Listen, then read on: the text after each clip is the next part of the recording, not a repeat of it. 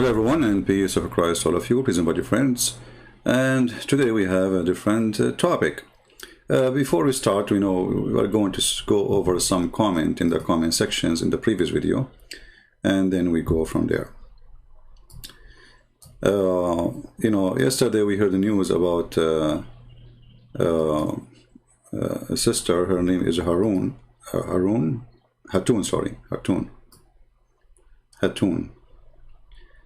A comment here saying Christian Prince, the stabbing of Hatun was not very known and confirmed, etc. You see, many of you asked me to talk about it, but I want to say to you something will make you upset. Those people in the speaker corners, they make me angry. All those Christians there. I'm not upset for Muslims to be Muslims. I mean, Muslim is a Muslim. What do you expect? When you follow the guy, he attacked her. Okay, he is following the step of Muhammad. Muhammad, he split a woman two pieces when she's alive. So a coward, he follow a coward, and he act as a coward. So I'm not really surprised. But what I am not liking in this whole thing, speaker corner, first of all, I'm against any Christian woman to be speaking to Muslim men, no matter where, even if there is like the most safe, secure place in the world. I believe this is none of your business. You want to speak to women. This is number one. Number two, we know that this lady, she is small, she is tiny, she is a woman, short. I mean, she is like a bird between a bunch of cows. Go in there, make her the ease. This is why they don't attack anyone, they attack her. You see, they are cowards. So you know that you are going to be a target, and you keep going there, and those chickens around you, all of them, they are chicken. I mean, how this guy, he did beat her, and nobody even stopped the guy, or catch the guy. Oh, sister, are you okay? Give me a break. So all those people in speaker corners, they make me really upset. I don't consider them, all of them, to be men. The Muslims and the Christians, for a very simple reason. I mean, I'm talking about those who exist at that moment. A Muslim man, if he is a man, doesn't matter if you are a Muslim or not. If you are a man, you will not let somebody beat a woman. A Christian man who is there and he let somebody beat a woman, he is no Christian for me, and he is not a man. As simple as that. So don't mention this story for me. She does not go there. Here we go. The internet, you can make Muhammad, you can rip him pieces. You do not need to go anywhere, and you can get more audience. What this is speaker corner is about. So don't mention this story for me. And I don't want to hear about this speaker corner again. Okay, now, we spoke about Sadhguru and Zakir Naik in the previous video. CP Sadhguru said Mahavir, not Muhammad. Okay, no problem. We thought it's Muhammad. We corrected that.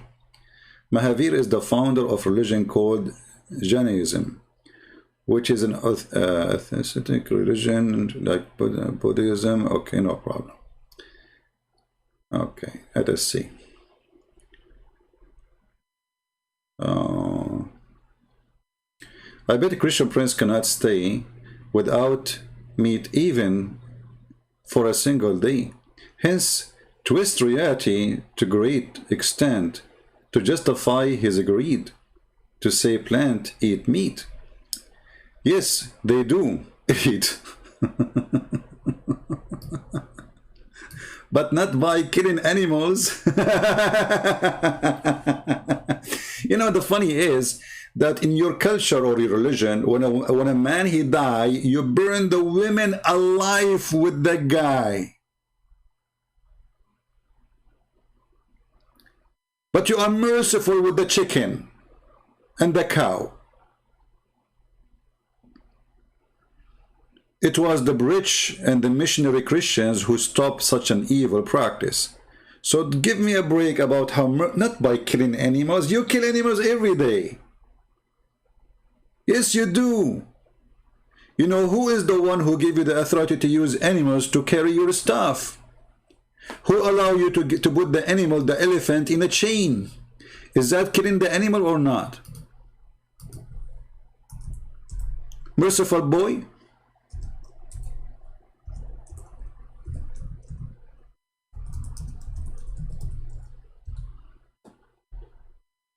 The abuse of animals in India is beyond imagination. But in the same time, those, you know, hypocrites who come here is trying to make comment, they try to present themselves as they are against killing animals. What is this?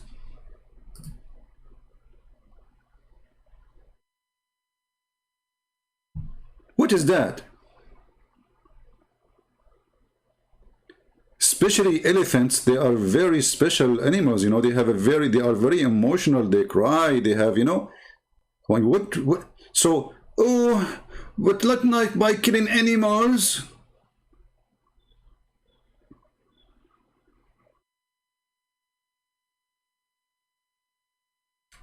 Here you see the hypocrisy, and for us, we don't take a side. If you are a Hindu or a Muslim or a Christian, doesn't matter. We say, if something wrong, we say it's wrong. Right? I hope people, they understand.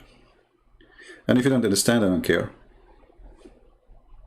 You agree, you don't agree, I don't care, honestly. I am not a person who is going to say things to you which make you, I mean, things you like to hear just because you like to hear it.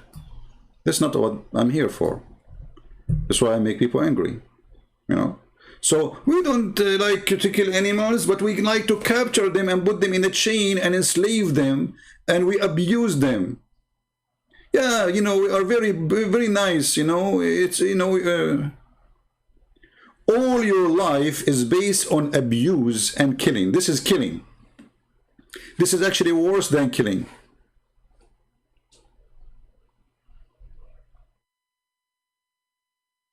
Imagine you are a human and you did nothing. And there's an animal who is smarter than you. He captured you and he put a chain around your feet for no reason, just because you are big and he want to carry wood on you. He want to use you as a truck. What is your mercy? Oh, not by killing animal. We don't eat them. We kill them by chaining them. Shall I show you videos on YouTube how they are beating the elephant, how they are beating the monkeys, how they are forcing them to do tricks just to make some pennies?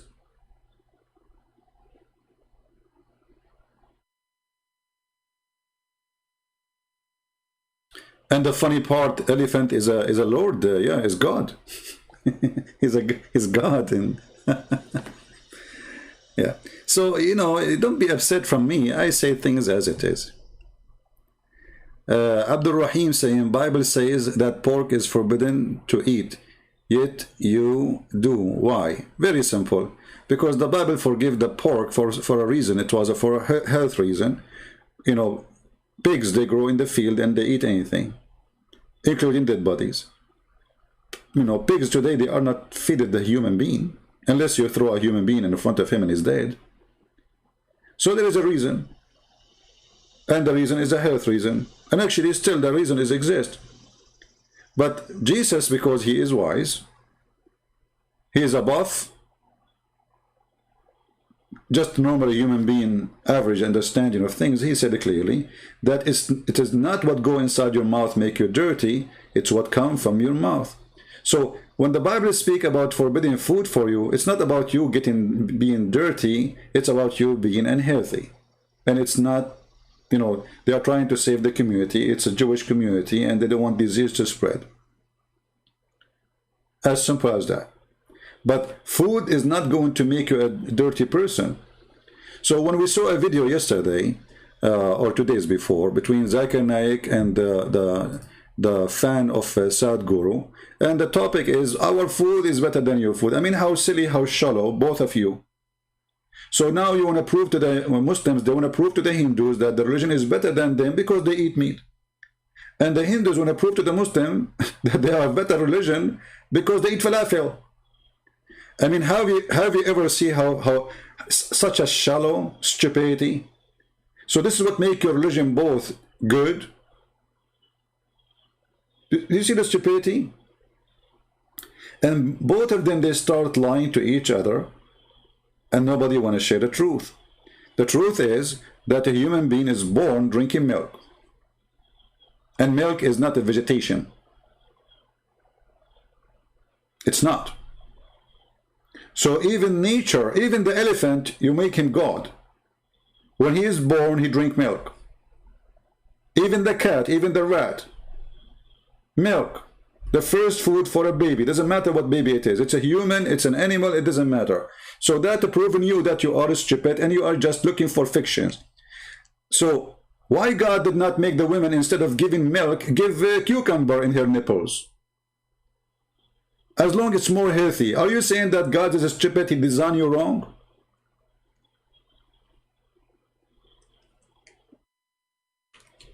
People, are you following with me? Whoever your God is, I don't care. You worship tomato, potato, Buddha, Muhammad, I don't know, I don't care. Do you believe your God designed you in the wrong way? Why your mommy, she don't give salad from her nipples? Because salad is the right food for you. So you are 1 day old baby now, and you put your mouth in her nipples, what you get? A mix of lettuce, cucumber, tomato, olive oil, lemon. I mean, that will be tasty. I don't mind. But as I think, my mom and your mom, they did not give us this when we were babies. They gave us milk, and milk is not a vegetation. So what I heat, yeah, I heat up to heat. Let us heat it up. I hate is stupidity. And whatever food you want to eat, go and eat poo-poo. That will not make you good or bad. What if somebody eat poo-poo? Actually, all human beings, they eat poo-poo. All of you eat it, like, okay, you know, vegetation, they eat poo-poo. They love poo-poo. The best fertilizer for vegetation is poo-poo. They go crazy. Just go throw around your tomato or potato or whatever, throw some poo-poo of the bird or a human being or animal. They love it. Like, yum, yum, this is their cake. If you are a person who's been ever in a village, like in the village, you know, they let their kids without diaper, you know, they play in the yard without diaper. So the kid, he'd make poo-poo. You will see the chicken fighting over his poo-poo. It's like cake time.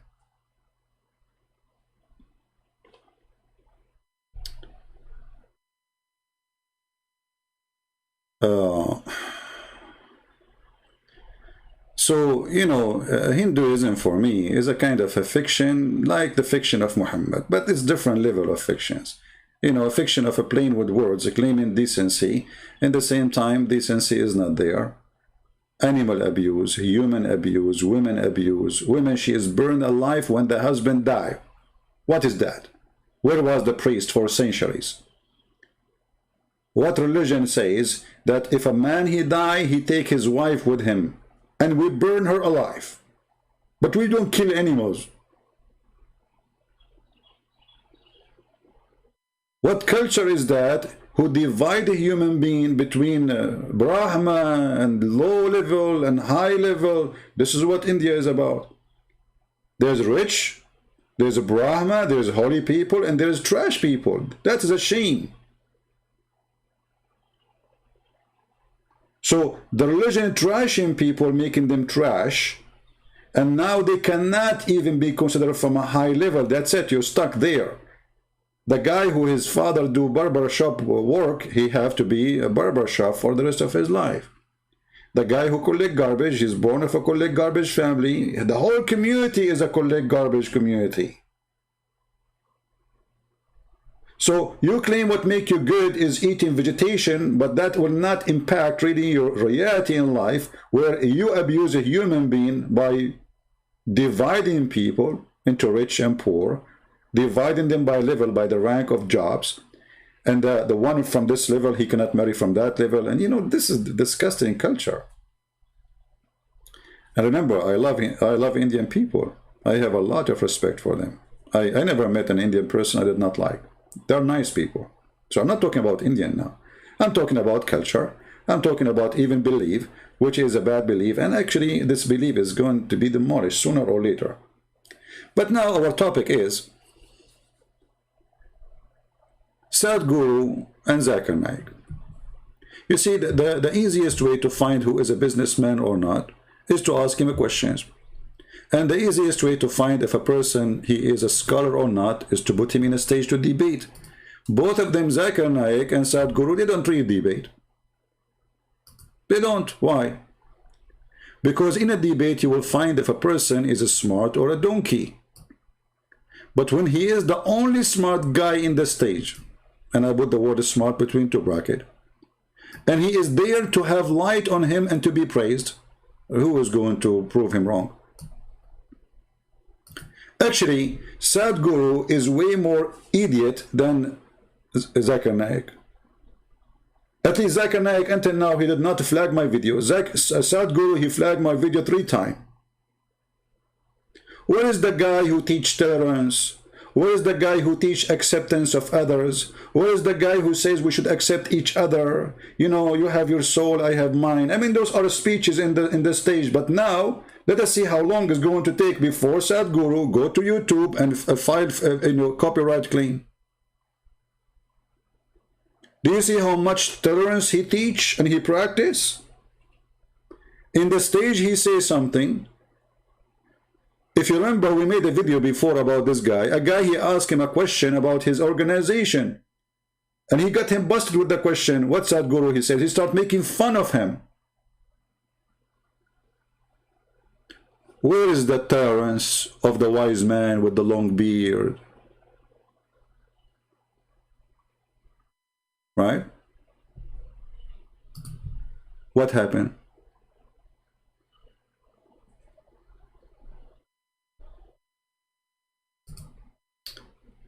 You will notice that all them, look at this here. So a fan of Sadhguru is saying the following. You see here, we welcome people to say things about me, not like Sadhguru, he don't accept people to say things against him. Babi Bibi said, Sadhguru blocked you because you are idiot. Well, you see, you just proved to me that your guru is the idiot because he claimed to be a guru and he teach you that nobody should be blocked. And he spent his day teaching that, then he blocked me.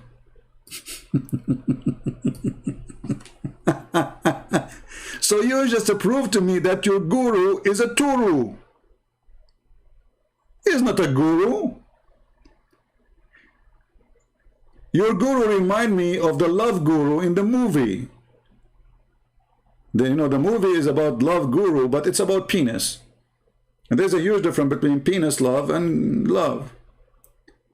So your guru is giving us speeches about how nice we should be to each other.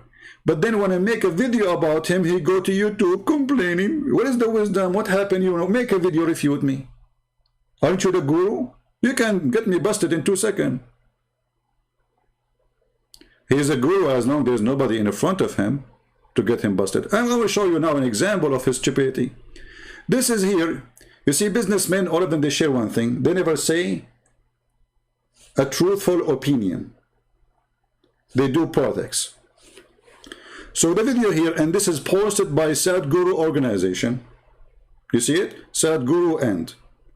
Sadhguru on Prophet Muhammad, time now, tight slap to leftist. It's a slap. Look how tolerant they are. They are very tolerant. They give a slap. Okay. How you slap the leftist? Let us see. So the TV host asked Sadhguru a question about Islam and Muslims and Prophet Muhammad specifically.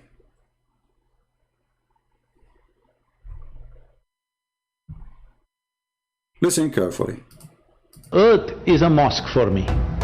Muhammad said, say Islam, we talk about. When we say Islam, we talk about Muhammad. Muhammad said, whole earth is a mosque for me. Can you make a more inclusive statement than that? See? This is stupid idiot. He's like Joe Biden when he was quoting Muhammad saying, if you say something wrong, change it by your hand. If you could not change it by your hand, change it by your mouth. If you could not change it by your mouth, change it by your heart. So he's asking the Muslims to invade India, for all India is made a mosque for me. This guy, he don't understand what he's saying. He's a donkey. He's asking the Muslim to follow this quotation of Muhammad. And what is the quotation saying? That I am a prophet who been victorious by terror, and all the land is made a mosque for me, which means I'm going to take over all the land. I will make all the land Muslim land.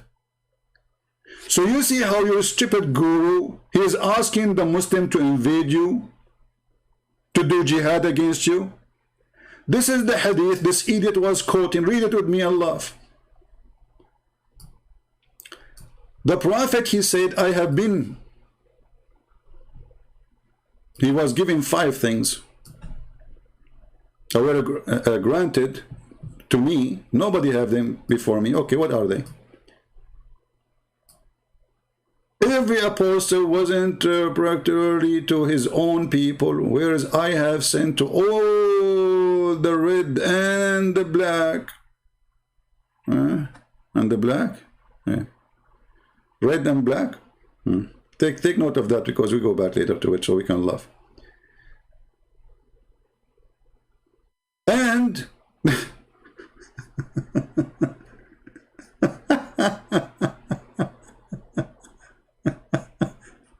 after the black, he said, and the spoil became lawful for me. Because the black, they were his spoil. This is why he made them Muslims.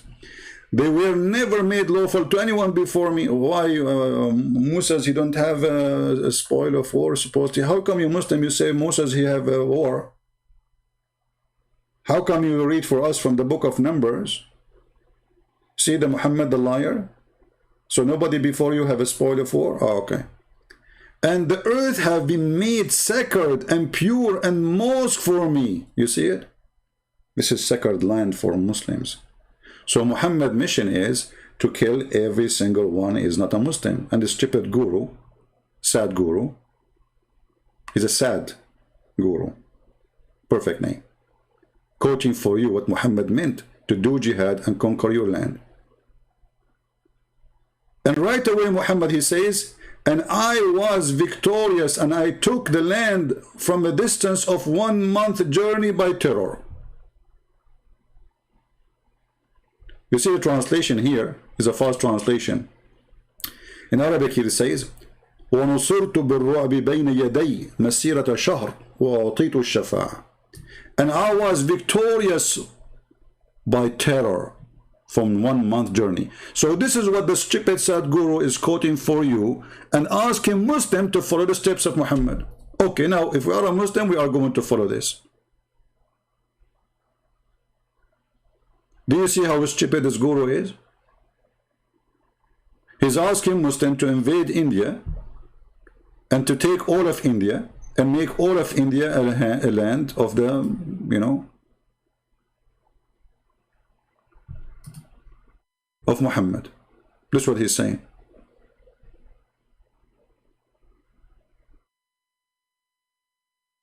And look at the translation. And the enemy overwhelmed from a distance of which one take a 1 month cover. Look at the false translation. They don't want to use the word terror.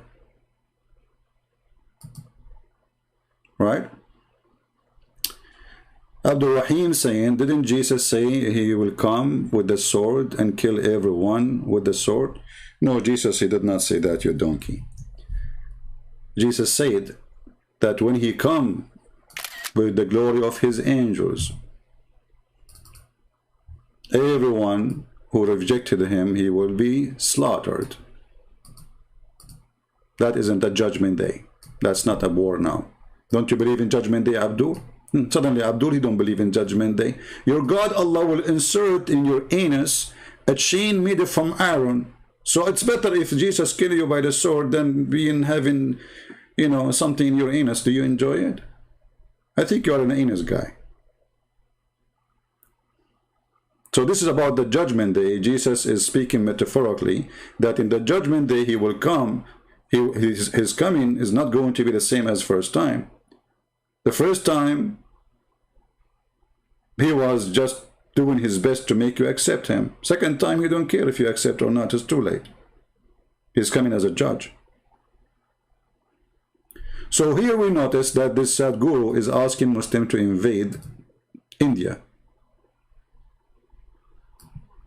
If you copy this statement here and you post it again on the hadith section, you will see how Muslim they play with the translation as they wish. Look, the same hadith. Do you see what happened? It's the same one.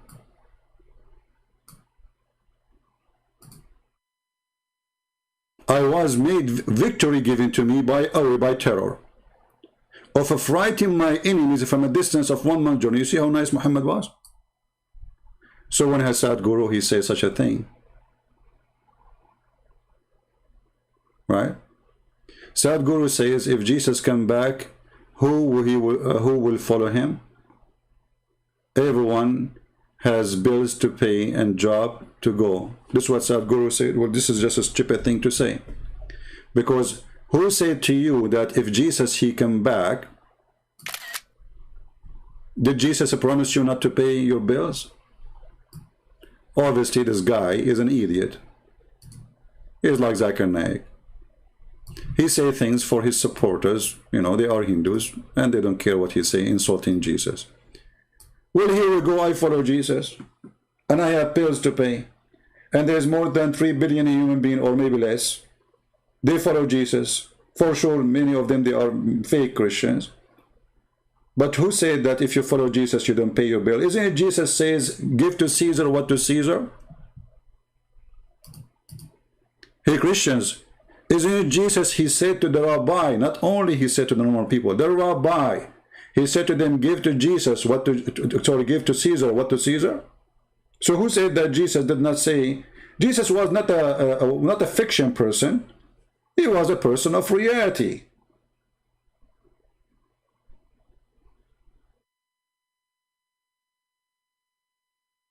So this is a statement of an idiot who did not know anything about Christianity, is the same as Muhammad. And the more you show me quotation of him, we laugh.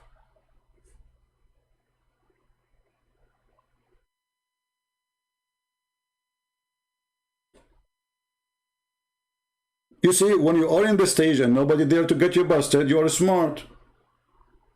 Okay, I have an offer for those who support Sadhguru, not to the Hindus, because I don't think the Hindus, they believe in this guy. I think just a group, smaller group of young men and women, they like him. And I will tell you why in the coming video. I mean, we have a video we will mention just in a minute. I have an offer for him. He is the genius, we are the fool. Can we talk? Can His Majesty give the poor me a 10-minute opportunity to talk to him? Let us see how smart he is. You will never do that, because you are a genius when you are teaching idiots, when there's nobody to refute you or to oppose you. The question is, can you answer and refute somebody is debating your life about what you just said? All right. Now, another video. So the first video here, Sadhguru is asking Muslims to invade India and to make all of India a mosque for Muhammad. Good job, Sadhguru. He is quoting a hadith speaking about terrorism, promoting terrorism. Muhammad saying, I am victorious by terror, and the whole land made a mosque for me. And the stupid guru, who called himself guru, he is quoting Muhammad, asking Muslim to follow Muhammad. Well, aren't those who they are doing terrorism are following Muhammad too? When we say Islam, we talk about Muhammad. Muhammad said, whole earth is a mosque for me. Do you see? This is your guru. He is asking the Muslims to follow their Muhammad. Muhammad he killed, Muhammad he occupied, Muhammad he says, I've been ordered to kill all mankind until they say Shahada, until they pay the zakat, until they eat as we eat.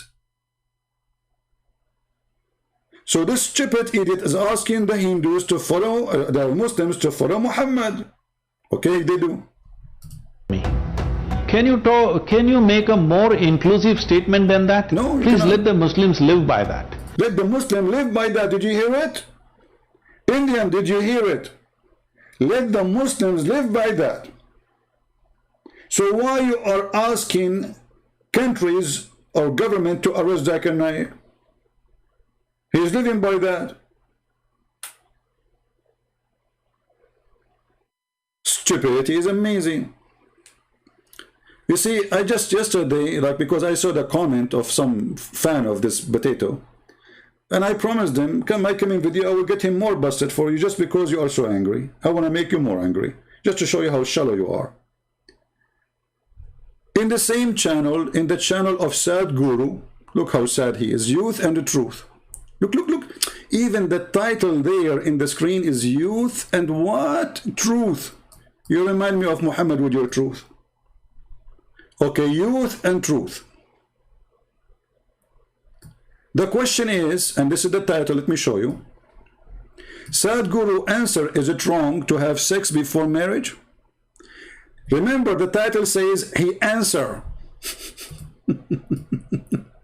You watch the video, there's no answer. This potato, after speaking for 10 minutes,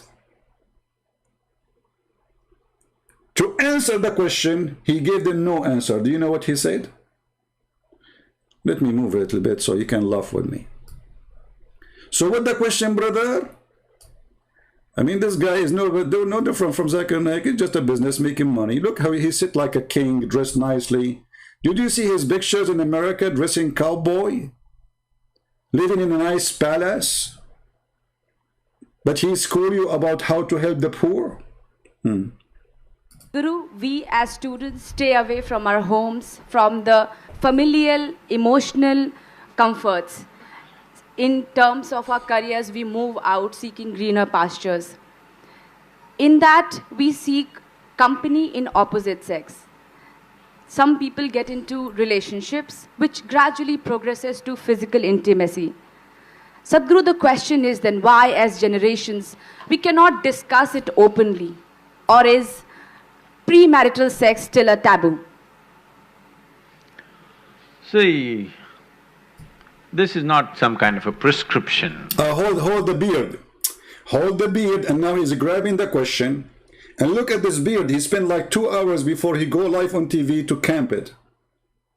And then he make a fountain in the top of his head. Appearance is very important because you want to look like a guru. You know? And now he is grabbing the answer from the beard. The knowledge is coming. I'm not going to play the whole video, play it. You will die laughing.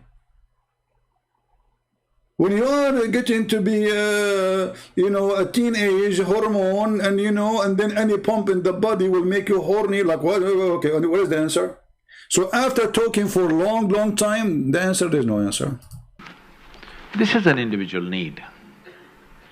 This is an individual need. Can you believe it? Genius. I thought it's a group sex. I mean, he grabbed his beard to come to us with an answer saying this is individual need. That's deep. I'm shocked. This is individual need. What isn't it? Food, individual need. Isn't it bathroom is individual need? Isn't it shower is individual need? I mean, what this guy is talking about. And no, idiot, it's not individual. Because you cannot do it alone. You have to have two. Continue. Right now, we must understand this. In this society, we handled human sexuality like this. Before a girl attains puberty, they are named. This is the boy you're going to marry at the age of 6 or 7. They don't marry. But they keep telling him, your uncle's son, this guy, you're going to marry him. Look, you see, he's taken away from the… so your father, your uncle, he says, we want to marry you when you grow up to this person. He's talking about the culture. After all of his talk, garbage talk, there's no answer. You're going to marry him. They're telling him, you're going to marry her. So they have not seen each other, they have not met each other, they have nothing going. But emotionally they're being bound. Before Hey, they… hold on, how this is happening? Emotionally they are bound. If they never met, they never spoke to each other, they never know each other, then how they emotionally they are bound? I thought emotion is about emotion, which means I see you, you see me, and then we have reaction for that scene. Not you, somebody told me you will marry this person, and I do not know this person. But what does have to do with the question, which is, can we have sex before marriage? Nothing. Continue. they touch each other physically, they want them to be emotionally bound in a strong way. So this is the technique of the culture, how they dealt with it. So when you become or attain to your puberty, when your body blossoms into certain possibilities, now your emotions are already with somebody. So you handle your body, you don't go wild because your emotions are already attached to somebody. So by the time they're 15, 16, the girl gets married. By the time they're 17, 18, the boy gets married. They get into agriculture or business or whatever, their activity. So one important aspect of the life of the youth is settled. One thing is emotion, another thing is a physical requirement. Both are settled at an early age. And of course, those days children came within a year or 2 years, so they got engaged and they got busy and life went on, all right? Today, our lives have changed because by the time you finish education, most people are minimum 24, 25 years of age. PhD means 30, what, 35? I don't know what It depends how kind your professor is See? So, let us say average And the funny, education… he have people always to laugh at his joke, even if his joke is not funny and is stupid or even rude. Hey, like Zakir Naik, you know, exactly like Zakir Naik. Whatever this guy say in the stage, we clap. This is his fan. They are, you know, they are there. So those are his employees, actually. Continue. Time is 25 years of age. By the time they get employment and settle down somewhere to reasonable financial security, 30 years of time, all right? The peak of human hormonal function is between 15 to 30. Huh? Who said so? This is where the peak is? So like if you are 31, that's it, your peak is gone? Hey, my peak is gone now. I have no peak. Are you sure? Is that scientific study, Dr. Sadhguru? The peak. The peak. First of all, this is false, because individuals are different. There's nothing called between this and that. Every human being is different. There's people, they are teenagers still, they don't have sexual desire. There's people, they have a crazy one. There's people, they have little. There's people, they have a lot. There's people, they need even medicine to make that His Majesty stand up for the anthem. So what this guy is talking about, but continue, let's see if the answer is coming. The question, remember, can we have sex before marriage? This is the question. What does all the introduction have to do with this?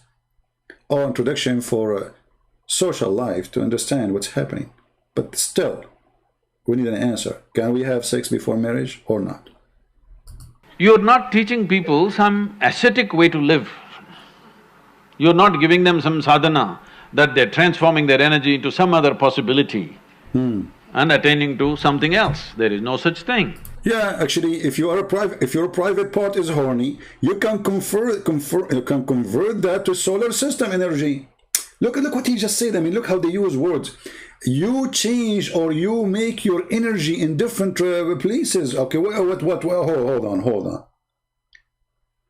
So, are you saying to us, when you get horny, you send your energy in different place, you know? You make it solar, you charge your phone with it?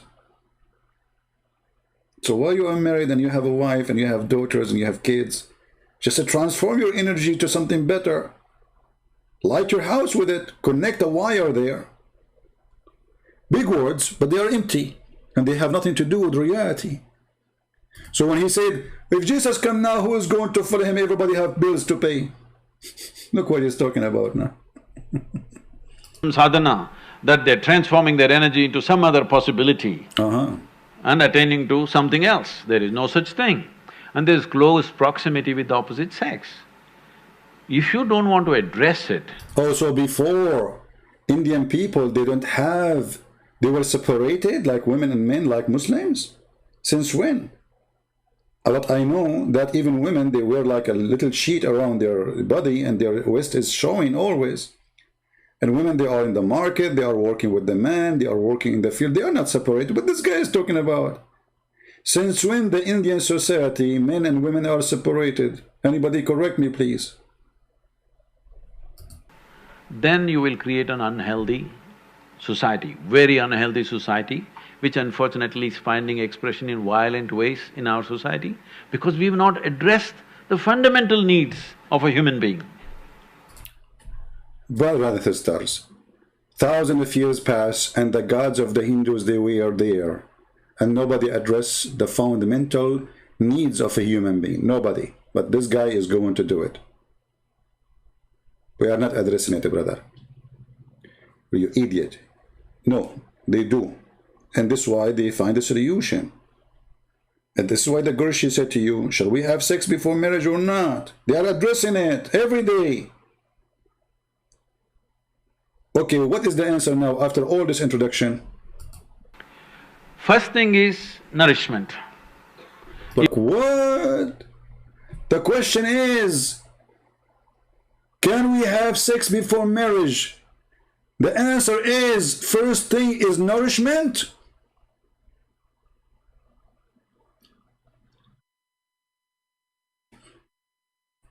I knew it. I knew it. It's the food you eat. Now I know why they say don't eat seafood. What do you mean nourishment, idiot? What is the answer for the question? Human being. First thing is nourishment. If nourishment is taken care of, you must understand, nourishment is survival. Once survival is taken care of, naturally the species, this is not even individual, the species that you are is longing to reproduce. This is how it's built. Okay. It's longing to reproduce. I never thought about this before. Look like the story of Adam and Eve, they've just been discovered. You see, this is why you should listen to the guru. I mean, Adam and Eve, obviously, they are not meant to be produced. So God did not make Eve for Adam to reproduce. He made her to clean in the kitchen. I'm just shocked with your knowledge. Because this is survival of the species. If people don't reproduce, there is not going to be human race, isn't it? Let me make it simple. Somebody asked me, what do you think about cell phone? I will say the following to you. First of all, let us talk about batteries. If you have a good battery, you have a cell phone. And if you have a good cell phone, you have a good battery. Okay, which cell phone we should buy? I'm coming with you. So let us say you have a cat in the yard, and the cat is chasing a rat, and then the rat, she jump inside your kitchen, and then she push your phone in the water, and now your phone is not water resistant. So you see now the connection. We have a cat, we have a rat, we have a kitchen, we have water, we have cell phone. Now we have more way to judge the phone. The phone fell in the water. I mean, what is the answer, man? Nourishment, reproduction. The question is very simple. Should we have sex before marriage or not? Why we need all this book? Everything you are saying to us, we knew already. Human being need to reproduce. Human being is a species. We are a species. What is the answer? So, your body and your mind plays many tricks, and how when you look at somebody, you suddenly think they're the most beautiful, suddenly you think they're the most fantastic. You will discover later. Later. Many things. But later we will discover later. You see? He is struggling to find an answer, and I will tell you why he will not answer. Initially, everything is clouded. See, I'm telling you. Let's say you are 10, 12 years of age, you looked at people, they're quite normal. Suddenly you became 14. Every little bump on somebody's body is a world by itself. Oh, hold on. So you are an adult now and you don't see those pumps and they don't mean anything for you. Only if you are a teenage. See, this is still not answering the question. The question is it right or wrong to have sex before marriage? All of this have nothing to do with our question. All of these things we know already. We do not need a guru. What is the answer? Simply because your hormones begin to influence. I just discovered today that as a human being have a hormone. Thank you. All of those who they go to school in India, they do not know that. But the guru, he just told us. Okay. What is the answer? Everything. In a way, your hormone, your intelligence is hijacked by your hormones. We are talking about sex, and then now we are talking about hormone, and now we are talking about intelligence. You remind me of Joe Biden, you know the thing. I mean, if you put the thing in the thing, and then you find that the thing is cooking the thing, and so you go to the thing, and then you find the thing, and if you go to the thing, you know you find it, and anyway, the thing is explaining itself, and we are created by the thing, which is a hormone. What is the answer? Now, this is not to be judged as bad or good, this is a natural process.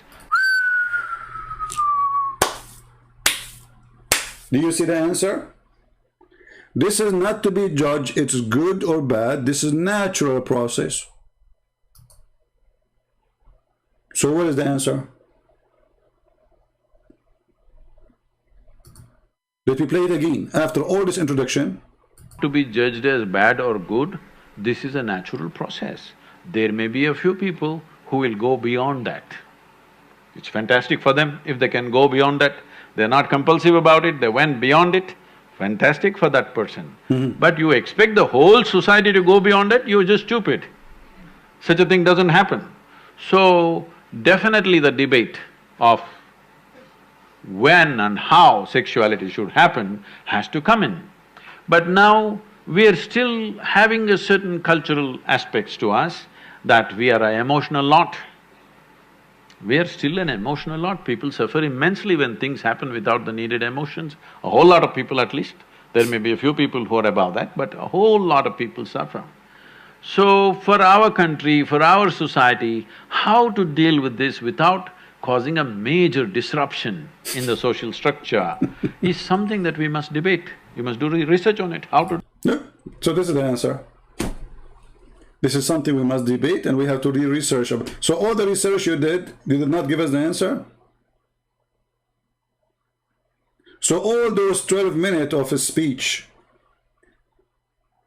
and the question is sex before marriage or, after, which one is good? Is it good or bad? The answer is that it's debatable and we need to do more research. So after all the thousands of years of a human being and history of a human being, and all this age you have, you do not know really which one. So if your daughter, she come to you and she said, I want to have sex before marriage, what you would say to her? You will say to her, it's debatable?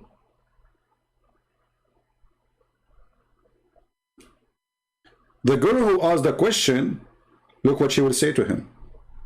do it. Sadhguru, though I get a little hint of the answer…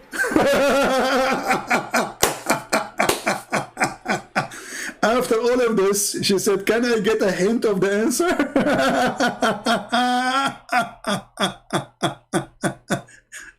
Can I get a hint of the answer? Now, why this guy, he did not answer after all this introduction? Because he don't want to make the conservative Indian upset from him. And he don't want to lose those young women and boys who want to have sex. You see how you see a businessman? He know his customers. By giving no answer, he did not make the conservative Indian angry, and he did not lose the young boys and girls who want to have sex. No answer. Why it is so hard for a guru like this to answer such a little question like that? And the poor girl and all those people, look, everybody is quiet. Nobody is laughing no more because they are waiting for the answer. We're getting serious now. No answer. It's debatable. You must do research on it, how to do it. Sadhguru, though I get a little hint of the answer of my question from your elaboration. In other way, she is saying to him, you little guru, you are a potato idiot. After speaking too much, you said nothing.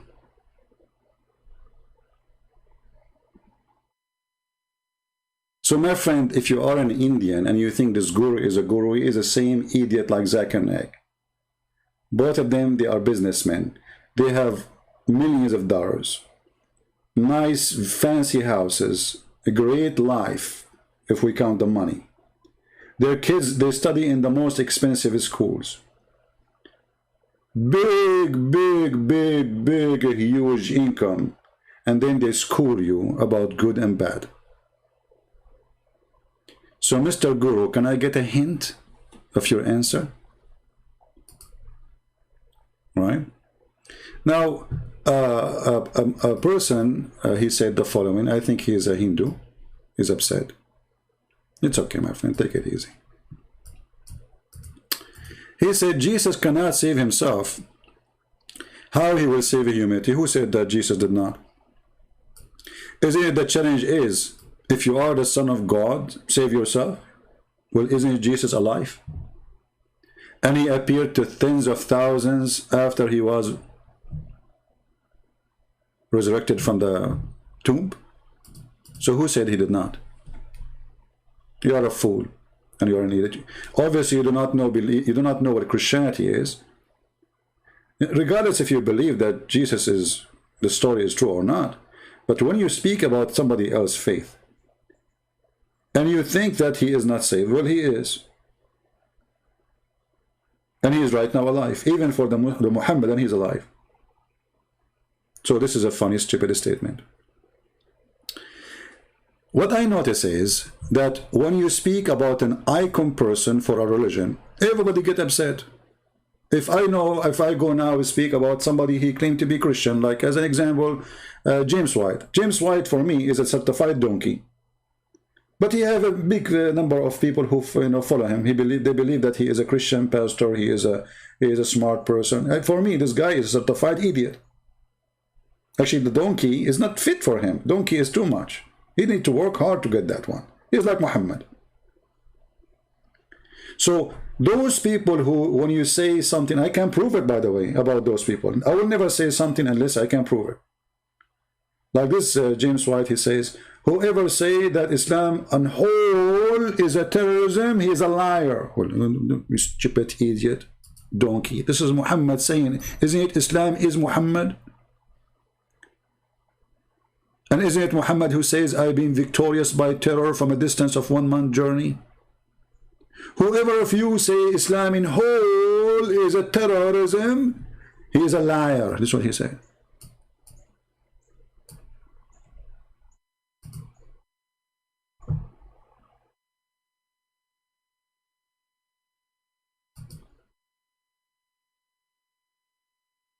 So it doesn't matter really.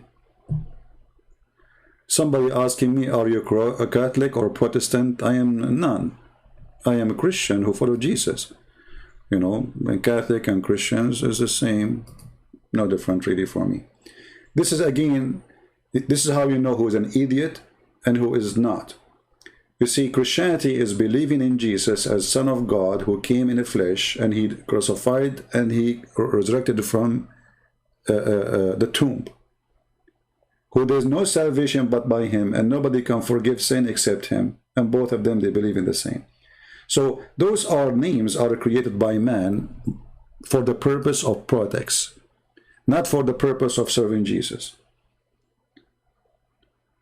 Those names are not serving Jesus names. They are serving products. But I'm not saying that those who believe in them, they are the same as the name. No. I'm saying the Catholic are wonderful people. The Protestant are wonderful people. But let us say there's big head behind. They want us to be divided. To make us believe that we are different. We are not. A Catholic, he believes in the Father, the Son, the Holy Spirit. As simple as that. He believes that there's no salvation but by Jesus. As simple as that. You will say he have a Pope. Even the Pope, he confesses his sin every Sunday. Even the Pope, he washed the feet of his attendant. There's things you don't agree with them. I don't agree with them with many things. As an example, pictures. But that will not change anything. Still, they are good people and they are wonderful Christians. And if having a picture is a sin, well, I am a sinner and you are a sinner, don't be a hypocrite. If doing sin for the sake of love of Jesus will make a person bad, which is having a picture as an example, well, how many sin we do every day? Way bad, more than what you are talking about. So you know, we as a Christian, we should be united. For Jesus, he did not create a church, not created churches, he created a church. And the church is us, not names, not the Pope, not the Protestant, not the Catholic, not the Orthodox. It is us who believe in Jesus. Jesus said, whoever believe in me and I will live. Not whoever became a Protestant. He never mentioned those names. The only name is mentioned in the Bible is a Christian. And who is better than Christ to be called after? So for me, anyone who speaks to divide the Christians, I believe he is serving Muhammad. And I will tell you why. If you go in the Quran, chapter 5, verse number 14, Allah in the Quran, which is Muhammad, the devil, he said, I am going to spread hatred and enmity between the Christians until the day of judgment. Specifically between the Christians. Read it. And from those two who called themselves Christians, we did take a covenant, but they forgot a good part of the message that was sent to them. So we string them with enmity and hatred between one to another to the day of judgment. That is Satan. Do you see it? So anyone who claimed to be Christian, he spent his time dividing the Christians. He is serving the devil Muhammad. Period. This is the plan of the devil in front of you. Plain and open. He is not even hiding it.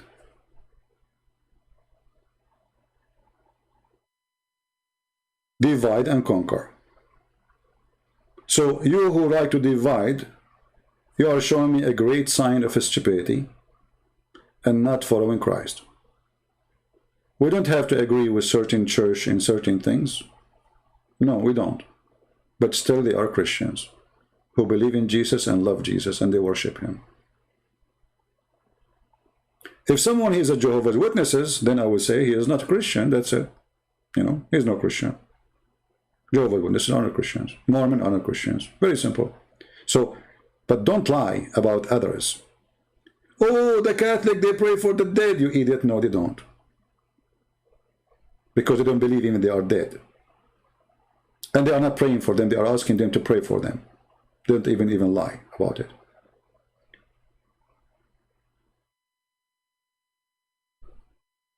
You know, I spend a lot of time in all kinds of schools, Protestant, Orthodox, Catholic, and I found the major problem is the priest. The priest, not the people. Most of the priests, they are antichrist. They don't want us to be united. But not all of them for sure. So if you are a person who believes that Catholics have something wrong, teach them, correct them. Same if you are a Catholic, if you see the Protestant, they have something wrong, teach them, correct them, but with love of Christ. By consider them people who are Christians who need your help to correct them if there is something need to be corrected. But they are Christians. Now, next Hatun topic. I have nothing to say about this topic because simply I'm against to see Christian women going in to speak to men, Muslim men specifically. Christian women, if you want to go, you go speak to Jehovah's Witnesses. Stay away from Muslim men or speak to Muslim women. So I am against everything happening in this park, whatever it's called. I believe she should not be there. I'm against it. And I believe the Christians who are there, they are not good enough to be there too. Here we go. A man, he attacked her, and what those guys are doing around her, sister, are you okay, sister? This is what the Christian men do. And even Muslim men who they are there, they are not men. Because any man who have dignity, he will stand to defend a woman. She is 4 foot tall. If you turn the fan, she will fall down. A hit in her face might kill her. Who is not going to support such a woman and defend her? But all those men in the park, they are rabbits. Muslims or Christians. Because nobody stood to defend her. So I have disrespect for all of them. All those men who attend that place, when somebody attack a woman and they don't get involved to protect her, they are rabbit and they are not men. You like what I say, you don't like it, I don't care. And for her, she do not need to be here. Here we go. I am live on air. I have 1,400 people watching. Why I want to go to this park? There's no need.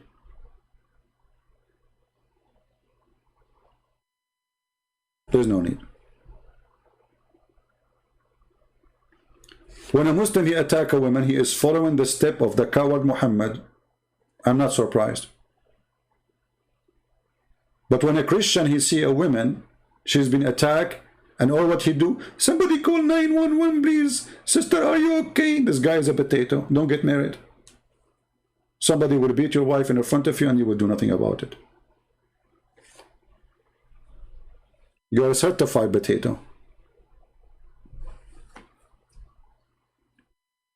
If I see a Muslim woman, somebody beating her in the street, I will beat the hell of the guy who do that. For sure, to stop him, not because for the purpose of beating him. I will never let anyone beat a Muslim woman. Not because she's a Muslim woman or a Christian woman or a Hindu woman. No, she's a woman.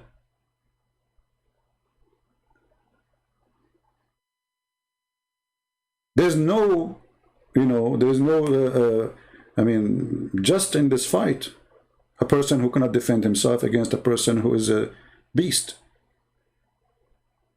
Once I saw a short guy who was fighting with other, 2 guys. And so I joined him in the fight.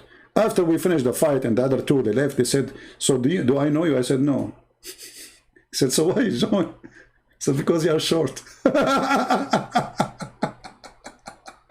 I don't know the guy, honestly. And then he asked me, what's your name? I said, no need, no problem. Take care, don't go from that direction because they might be waiting for you in there. So I just saw 2 guys beating one guy. He is a short guy, he's alone, not fair. The fight is not fair. I jump in the fight, I got my t-shirt ripped off. And then after the fight finished, he said, so do I know you? I said, no, I do not need to know me. So he said, why you join? I said, you are short, you cannot fight them alone. So my friend, we have to be smart and we have to be people who support justice.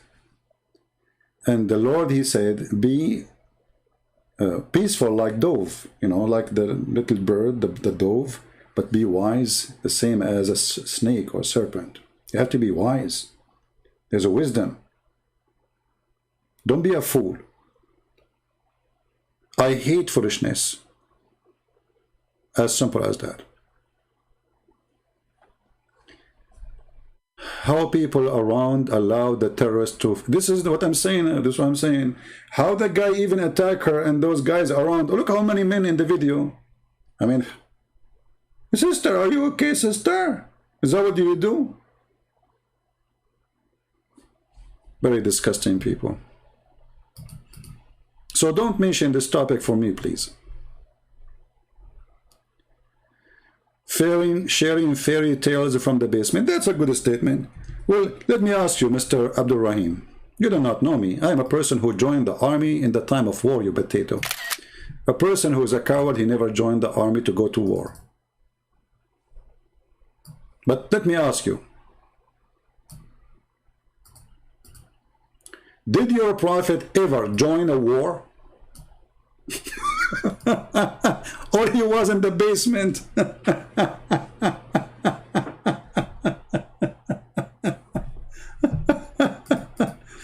The man who was victorious by terror, he was not involved in the fight.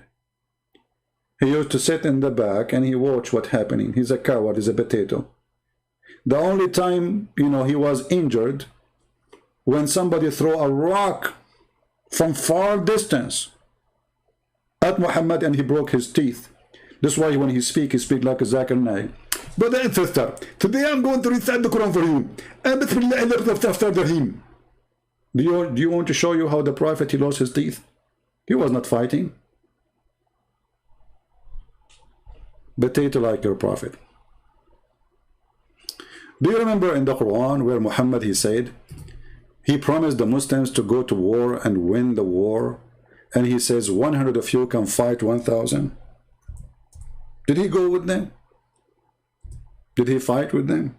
Did he kill anyone? Then the Muslims, they went and they got busted. And here you see how a prophet who is a false prophet, he got busted fast. Allah said to Muhammad, supposedly, Prophet, rose the believers to fight. If there are 20 among you patient and persevering, they will vanquish 200. Look at this promise. 20 can kill 200. That's an American movie. This is Sylvester Stallone, brother. He have a gun, never get empty. He keeps shooting and people die.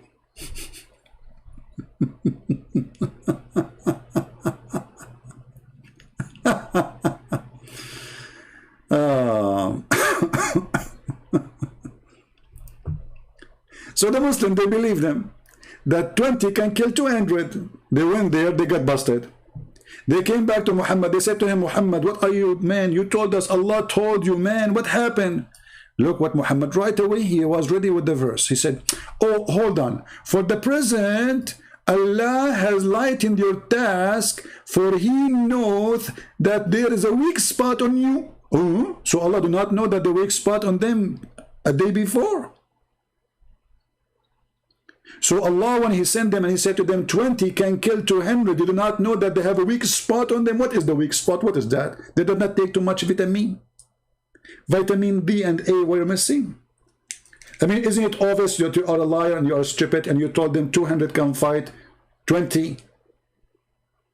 And that cannot be true. Because 200 to 20, that's mean I am a person, every one of us can fight 10 people, 10 swords in the same time. Who in the world want to believe such a garbage? Unless it's a miracle of God. You see, if God, He promised victory, I believe it can happen, even if you are one person. Because in that case, it's not you who is making victory. You know what I'm saying? So, this is why those people, they went to the war and they believed they would win. Because yes, there's 220 against 200, but Allah said that, so we will win. They went there, they lost. And Muhammad, he need to give them an excuse. He said, oh Allah, He just find that you have a weakness on you. So now He changed your task. Okay, what do you mean? So He has lightened your task, for He knows that there's a weak spot on you. But even between two brackets, even so, if there are 100 of you with patient, persevering, they will vanquish. To look what happened. From one can fight 10 to one can fight 2. Do you see how Allah, He changed His mind? He told them one can fight 10, then one can fight 2. 2.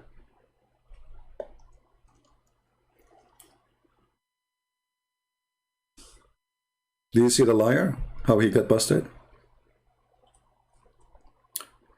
Do we have any Muslim want to say anything to us? So my message for you today, that in every belief, not only in Hindu, not only in Islamic religion, even for the Christians, there is people who they are doing business. And their business is not to be, this is why they are always politically correct. They don't say things as it is, for they are fake and they are politically correct. Sadhguru, Zakir Naik, you see Zakir Naik, he never answered a question as it is. I never saw actually a Muslim who do that. The only Muslim who do that is either Al-Qaeda or ISIS. Those are the only truthful Muslim who say things as it is. The rest they don't.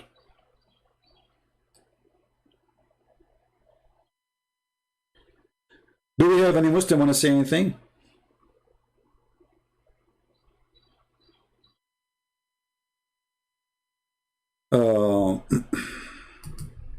CP, can you explain what you said regarding end time will not come until there is no good guys left on earth? Okay.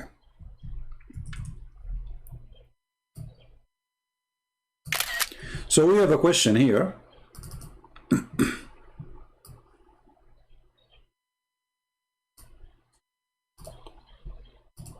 Okay.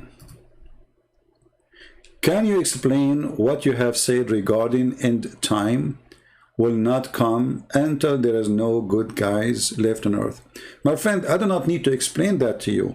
If you go and read Jesus' speech about the judgment day, you see the Muslim, they quote for you always certain verses from the Bible. They say to you, Jesus said, only the Father knows the hour, right? The fact Jesus is saying that I know the hour, but only my Father will announce the hour, for he is the Father and he is the one who presents the authority. But the authority is given to me too, to be the judge in the judgment day. So Jesus says, I've been given the power of the flesh. From who? From the Father. So again, Jesus, he confirmed that the Father is the one who holds the authority, and the authority Jesus he have, even that one is coming from the Father. So when Jesus speak about judgment day, he say when this happened, this happened, this happened, when this happened, etc., then that hour, that generation will not pass before the judgment day come. If you read the verses, you will see Jesus is speaking about corruption. How a person, he will betray his brother. How everybody is betrayal, everybody is corrupt. So if you go back in the Old Testament, we will find the same. When Lut, he asked God, are you going to destroy my city, my town, if there is 50 people are good? He said no. Okay, what about if there are 20? No. What if there are 10? No.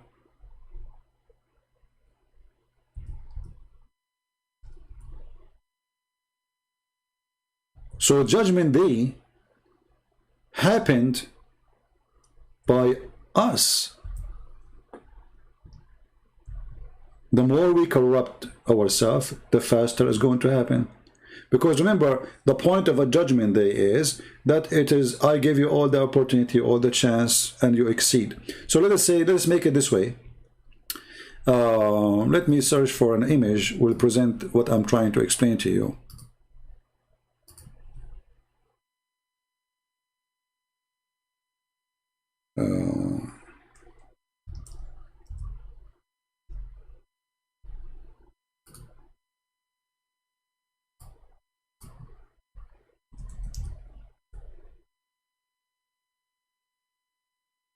Well, you know, I was looking for a Santa clock, but I found something better. Look with me at this picture. This is us.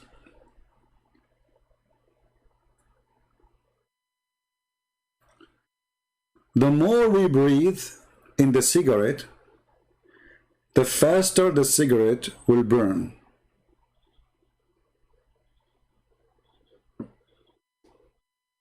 If we don't touch the cigarette will take a really long time before the whole thing will be consumed by the heat and the fire. So the faster we smoke,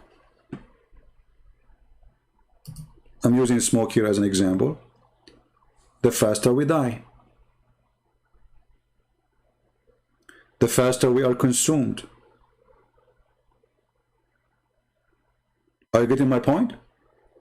So God, he said to you, I gave you a body, and this body is not to use it as a cigarette, not to burn it, not to damage it. Then you start using it as a cigarette because you want to enjoy life, you want to have fun, you know, as you want, or as you deserve, as you think that you deserve to have, or as you think fun is going to be for you. So your body is a cigarette, but it's not meant to be a cigarette. I'm giving you an example. And you decide to put fire in it, and you think that this smoke is coming from it is fun. Judgment Day is going to be at the end of that cigarette. So the more we are smoking the poison, the more we are dying, the faster we are dying. So God, he did not send a Judgment Day preset time because it's up to us. He gave us a free will. He did not give us a free will about when the day will be as a decision, but he gave us the free will about how fast we can make it. If there's nothing left but ashes, then God, he says, okay, it's time to judge this fire. Are you getting the point? So in Christianity, we don't believe in a preset date, for that is not just. The fire have to be consumed in total. So no more somebody trying to repent, no more somebody trying to be forgiven, nobody more trying to pray to God, asking to be the good person to help him. When there's no more for waiting, no need for waiting. Did you get my point? I hope I was able to answer you in a very simple way. Or you can use even a sand clock, you know, like, you know, let us say, but I think that the cigarette does, you know, does the job. Right? For Muslims, the story is different because for them, they believe in a predestiny. Everything is already written. Who will go to fire, who will go to hell. It's just a joke. You know, Islam is a joke when it's come to belief, because it is not what you do, it is what Allah, he decides for you. And we explained that many times for you in many videos. You can search that about destiny.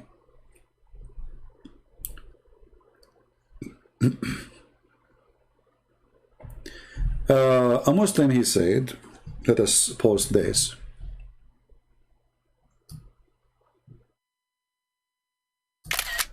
We welcome Muslims to share with us, try to defend their cult. Why not? You know, you have the right to do so, and we have the right to answer you. Here our friend, a Muslim man, he says, Quran chapter 5 verse number 32 says, whoever kills, or maybe he's making just a circumcision, he's not Muslim, maybe, I don't know. Whoever kills a person is like killing a whole mankind. Is that really true? Yeah. Well, first of all, this is not was given to the Muslims, this was given to Moses. The verse you are quoting, it says, Allah, he said to Moses, if someone he killed one person as he killed all mankind. But this verse is about killing someone unjustly, and he is not, he's a Muslim. If he is not a Muslim, then you can kill him, no problem.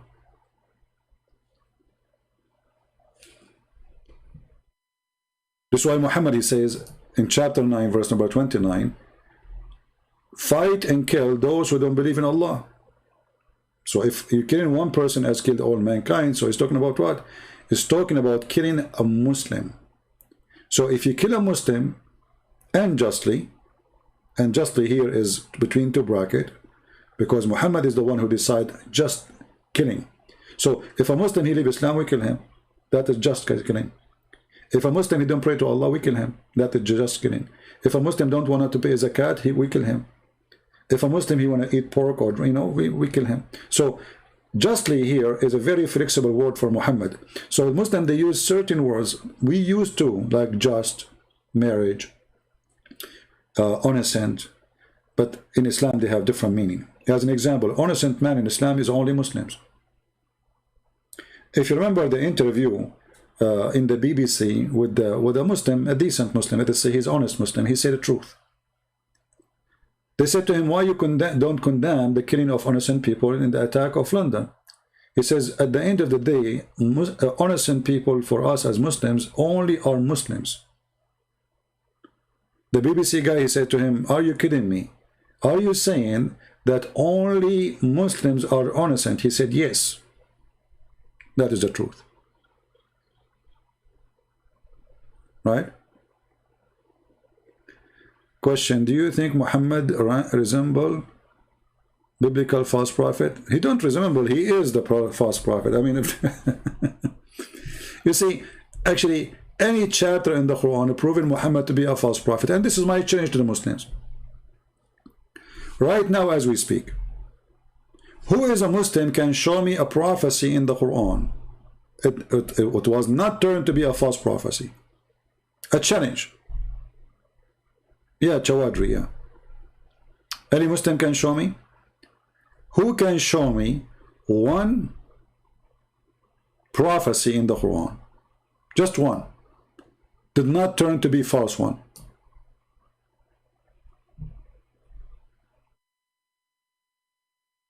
Capitalism or communism, I think both of them are stupid.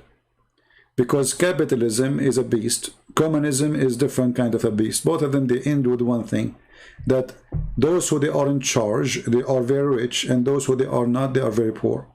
So in capitalism, you have 5 people in America, they are more rich than all the American, ugly, disgusting. Still, it's better than everybody is rich in India, but nobody have TV, sorry, in China, but nobody have TV. Except those who work in the government, they have billions. It's the same. Communism and capitalism is just two systems to control human being and to control a system. However, capitalism is giving more motivation for a human being to work. So it's more, let us say, it's better, but it's ugly too. But both are a beast. Like, is it fair that the owner of Amazon, he went to the space for 10 minutes and he spent to go to the space for 10 minutes what all of us in a city need to work for the entire life? All of us, like a city of 10 million, will not be able to make the money he just spent to go for 10 minutes to the space. Is that fair? Just for fun. We just want to have fun, you know? So it's not fair. So capitalism is not fair. Communism is not fair. Fair is to be with Jesus. Jesus said, voluntarily, willingly, help. If somebody asks you for one step, walk with him 1,000. If somebody asks you for your coat, give him your dress. If all of us, we practice this, not one person, then there's no poor left and no rich is there. Because all of us, we will be coated, dressed, and feeded. So I find that the solution is to be Christian, not to be capitalism or not to be communist.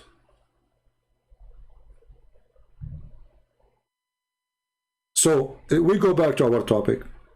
Any Muslim can show me one prophecy Muhammad, he said, come to be true.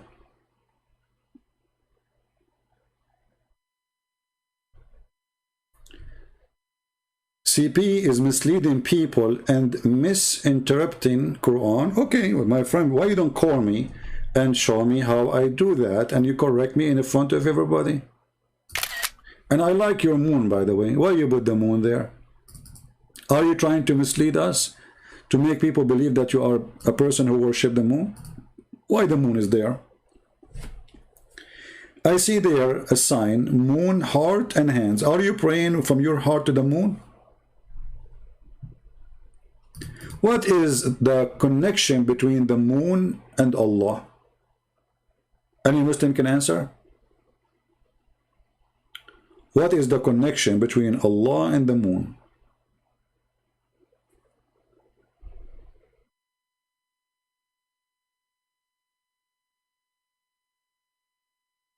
Why we Christians around the world will not have a brigade or an army to protect the Christians? My friend, you can do that easy. Just don't listen to your priest. In the government, try to involve in your country, and always do your best in your government, in that country, to protect the Christians, and not only the Christians, anyone who's suffering from unjust. So you can do that without making an army, just Christians. You see, the priest, they say to you, we should not be involved in politics. And by doing that, you are giving a chance to the Muslims, to the Hindus, to the Buddhas, to the atheists, to everybody to be in control of you. The priests are very, very stupid priests.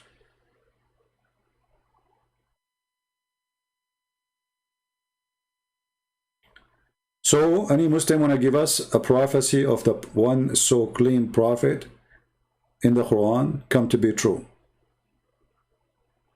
Anyone?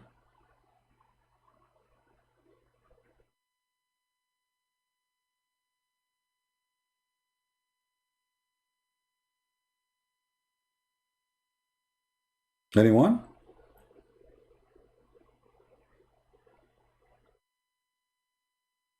Nobody? Who is a Muslim would like to call me? Who is a Muslim? He have a long beard like Zakir Naik. I mean, Zakir Naik, he put like 10,000 kilograms of fertilizer to grow his beard. It's not a growing. I mean, this guy is trying to look like a sheikh, but it's not working. Stop lying to people, Yusuf Isa saying. Okay, Yusuf, let me ask you. Yusuf, yesterday I went to the 7 galaxies at night and I came back. Do you think I'm lying, Yusuf?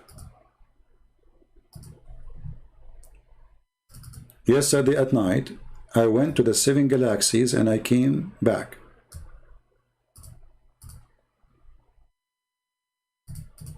Do you think I'm lying, Yusuf Isa?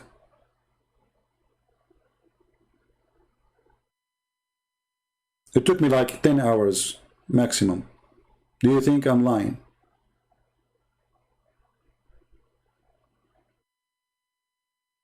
Any Muslim want to answer?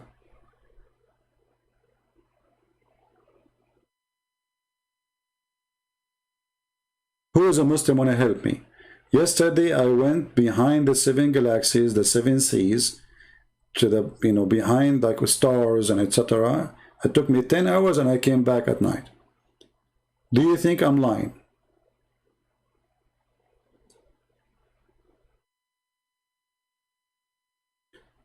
Do you know why Muslims are not answering? Anyone can explain to me how come they are not answering? Why they are thinking too much? Shouldn't they say you are a liar? Honestly, shouldn't they say right away you are a liar? How come they are not saying that? Hey Muslim, what happened? I just told you, yesterday I went behind the 7 galaxies, the Milky Galaxy, the Yogurt Galaxy, the Bear Galaxy, the Sukukuku Galaxy. I came back in 10 hours. Did I lie or not? Look at the peaceful Muslims. Nobody will answer.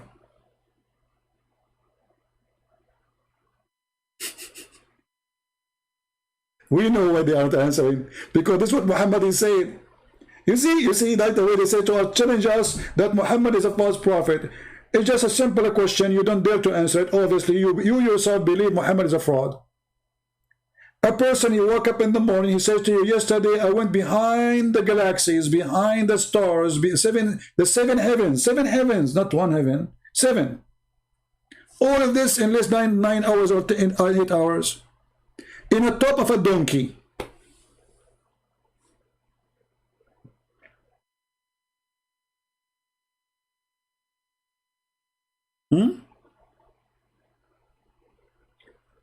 Do I need really a proof that this guy is an idiot and he is a liar? And then when he come back, they ask him how Jerusalem looked like. He stopped in Jerusalem, by the way. And then he tied up, brother, Angel Jibreel. He put his finger in a rock in the side of the door of Al-Aqsa Mosque. But there was no Aqsa there. What Aqsa Mosque? There was no Aqsa. and he made a hole so he can't tie the donkey of the Prophet because the donkey might run away. Look, what the heck? A donkey sent by Allah will run away? And not only that, there was 124,000 donkeys and 124,000 prophets waiting for Muhammad, including Jesus. And when Jesus he saw Muhammad, there is a guy, Egyptian guy. His name is Amru Khalid. He's he's famous. He have programs in TV, and always the attendant are females. And he used to be bald, and he put hair in his head. Yeah, business.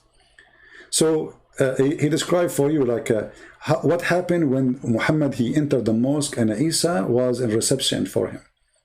He said, رجع الرسول رجع. عارفين وين يا اخوانا؟ عارفين وين؟ الرسول رجع. مش لمكة لا، مش للمدينة لا، هي رجع للقدس. عارفين مين كان باستقباله؟ ويجي الرسول ويجي الرسول ويجي عيسى، وعيسى يقول له صلي فينا يا رسول الله. لا ممكن، لازما حتما تصلي فينا يا رسول الله. Now, if you go and watch the video of this guy, you will see this is his voice. Oh boy. And the Muslims are so excited. So Isa, he was waiting for Muhammad. Muhammad did not go, brother. He did not go, brother. He did not go to Mecca back. No, brother. He did not go to Medina, brother. He went to Jerusalem, brother. And who was waiting for him, brother? Isa, brother. Isa, he went to the door of the mosque, brother. He said to Muhammad, you have to pray for us. And then Muhammad, he says, no, you pray for Isa, you pray for the, Isa said, no way, over my dead body. I will break my Pepsi in the top of your head if you don't pray for us.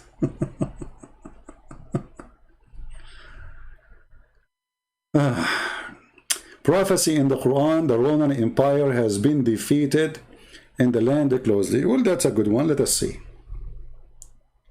Are you a Muslim, Mr. Light? Are you a Muslim, my friend? Well, first of all, this prophecy, Muhammad, he said, after the victory happened. Let us go to the hadith. Oh boy. So this is a prophecy, the prophet he said. Okay, let's see the prophecy. Read and laugh with me. Have you ever heard of a prophecy? Somebody say it after it happened? Read carefully. Abu Sa'id narrated, on the day of Badr, the Roman had victory over the Persian. So the believers were pleased with that. Then the following revealed, Alif Lam Mim, the Roman have been defeated. But they have victory already. So, my friend, your prophecy is the same as me now, saying to you that Trump, he will win the election in 2006. Are you there, Mr. Light? So your prophet, he said the prophecy, after the guys get victory, he said they will be victorious.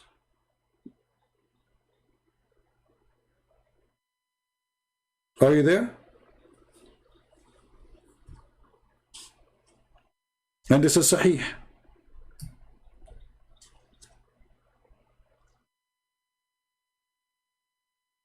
Let me make a prophecy. My mother, she will give a birth to a person, she will call him Krishna Prince. And that was long time ago. What a decent, amazing prophecy. Allah is in the Bible, so who is God, Jesus or Allah? Answer, Muhammad, I don't know. Your question is like somebody was vomiting. Is that a question? I don't understand. Can you write again the question? I think you are suffering from flight of thought like your prophet. Allah is in the Bible, So who is God? Where Allah is in the Bible? Where is it? Where is it in the Bible? Maybe you mean the translation? Translation, I can change, you know, if somebody wants, he can change the name of the translation of God, the word God, he make it Krishna if you want. But this is false translation. Give me a question, my friend. Your question is like somebody having diarrhea.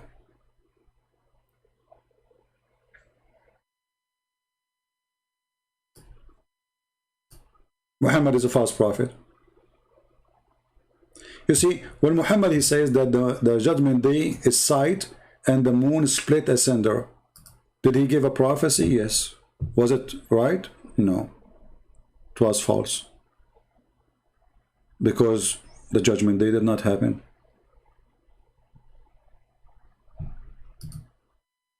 So he exposed himself.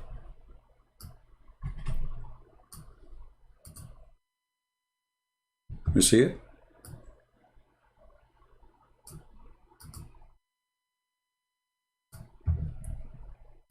Anyone can explain to us how Muhammad make a false prophecy? Muhammad, when he saw the eclipse, he went crazy and he claimed that the moon split asunder.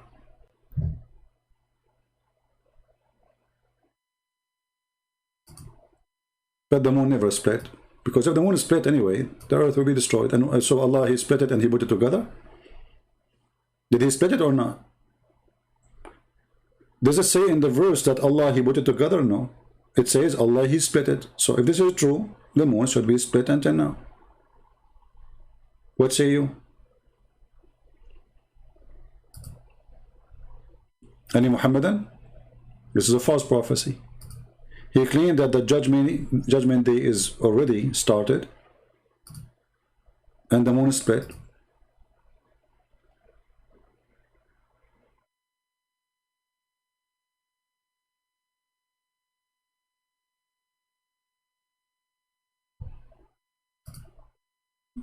Any Muhammadan?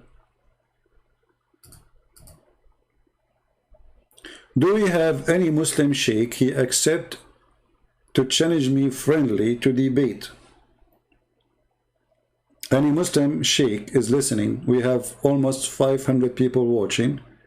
Do we have any Muslim sheikh is willing to call me and prove to us Islam to be true religion? However you want to do it, it's up to you. I don't care. Anyone?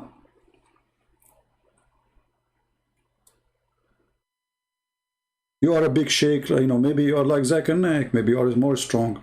I think you are stronger, because Zakir Naik, I mean, he wear like jacket to make himself look like, you know, like he's there, but I don't see him there.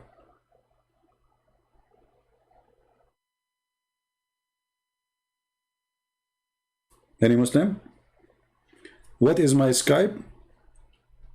Give me your Skype, I will call you, my friend. Here we go. I'm not really using Skype, but because the spell talk look like it's not functioning right, so we can use a Skype temporarily until we find a solution. Give me your Skype, I will call you. Mr. What is his name? Muhammad. Post your Skype.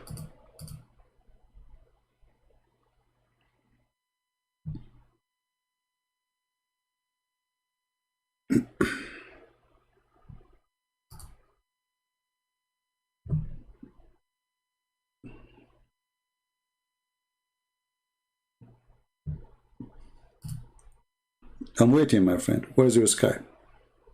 I just opened Skype just for you, Muhammad.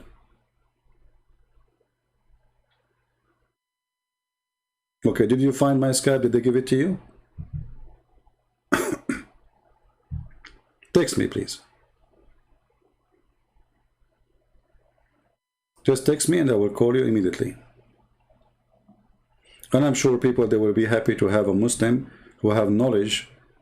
Guys, invite your friends. Sheikh Muhammad is going to call me.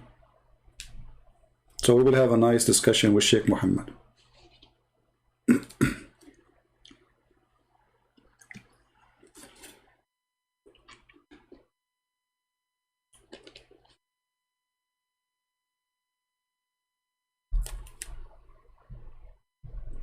Thank you, my friend. Super.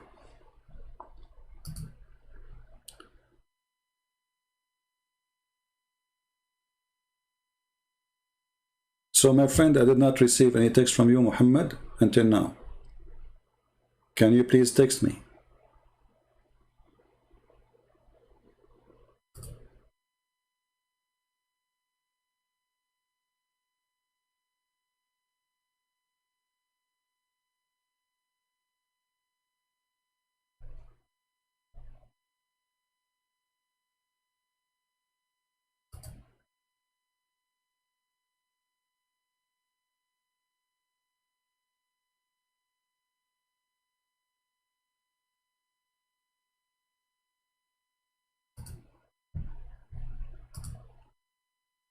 I'm waiting.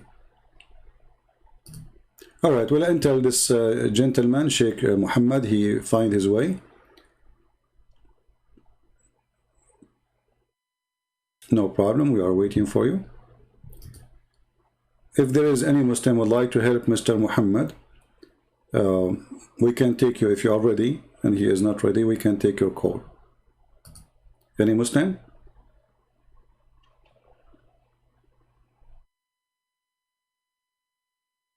I don't really care if you are a scholar. I don't know. I mean, for me, it doesn't matter. I don't know who's calling anyway. So you can claim to be a scholar. You can be a scholar.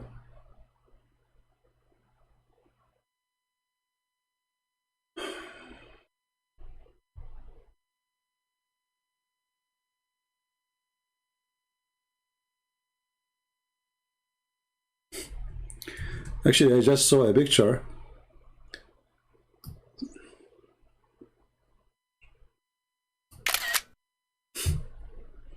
Which I find really weird, because this is not true, you know. A Muslim lady, she is walking in England, in London, and she is saying, we gave you hummus, have some respect.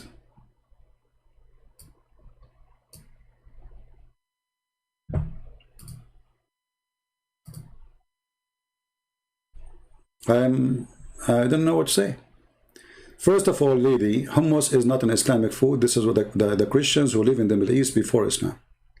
Your prophet, he eat nothing except dead bodies of lizard or dead camel or palm date. This is desert food. Hummus was not from the desert. This is from the people who Islam occupy. But you have a point there. We gave you hummus. Have some respect.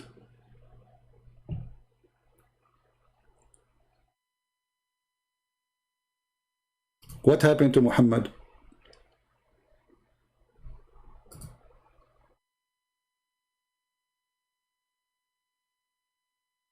Zakir Naik is not hiding. No, Zakir Naik is hiding. He ran away.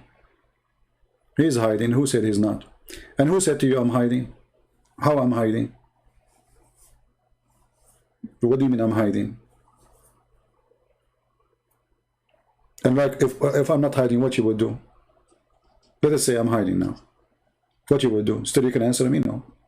Stupid, you know, just it's a stupid statement. Hiding, not hiding, still Muslims leave Islam, watching my videos, and you cannot answer me.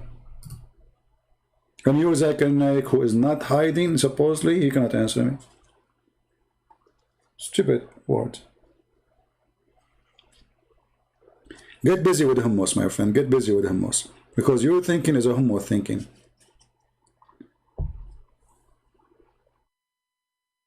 No, they have nothing to do with hummus. This is a lie. All this food you see in them, this is not Islamic food. But a sweet, there's only one sweet mentioned in the whole hadith. The Muslims, they have. Cooking is only one dish is known as a tharid. Go read it. They don't have really cooking. They don't have. This is not Islamic. This is what the people of the Middle East, they used to have. As an example, they occupy Lebanon. Lebanese Christians, Aramaic people, they have their own food. They occupy Greece. The Turkish now, they say, baklava is our food. Baklava is a Greek food. All the sweet this is a hijacked. They have no food. The Magnolian, they used to drink the camel, sorry, the Their drink is the horse blood. The horse blood. So they hijack a country and then they claim the food belonged to them. So what happened to this guy, Muhammad? Are you getting ready with hummus, my friend? I mean, is it really too hard to text me? Where's your... So you flood the text with what's your Skype, and when we open Skype for you, you are not there.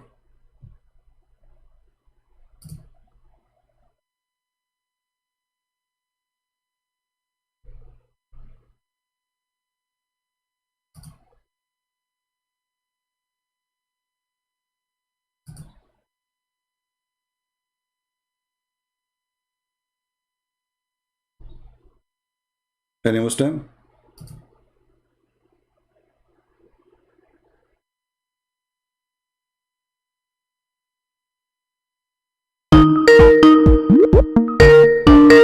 Okay, we have Muhammad.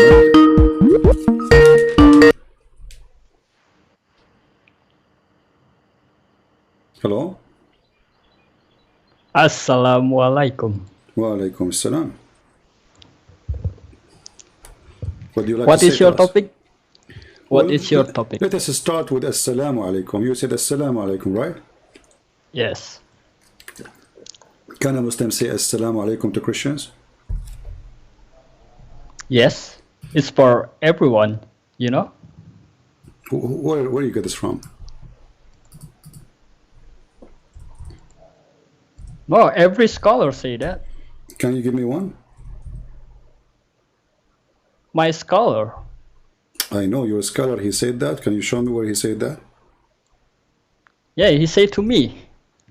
Okay, well, he said to you, where he got it, you're a scholar himself. Is that from the Quran? Is it from the Hadith? Because as I know, and as you know, my knowledge is limited, you cannot do that. Not from the Quran, but my scholars say we can say that to everyone. You are a Muslim Sunni or Shia, or maybe you are a Hindu. What is your religion? Shia. You are Shia. Well, your prophet, he says, don't greet the Christians and the Jews. If you see them in the street, you have to harm them.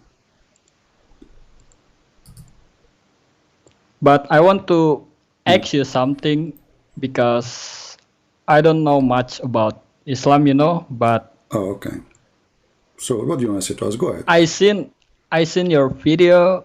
All right. You like looks like you know about Islam, right? Yeah, a little. So I want to prove if Islam is a false religion. Okay. So you want me to prove that to you? What about you? Prove to me Islam is a good religion or it's real religion, because you are the Muslim, not me. Yeah, but I want to know first from you because you always Well, for me, okay, I will make it simple. attack Islam. You know? Everything about Islam is stupid. Is that okay? Everything about Islam is stupid. As an example, what kind of God? But how? Okay, you asked me a question. Let me answer you. What kind of God he promised me? A lot of women with big vagina and big boobs in the heaven.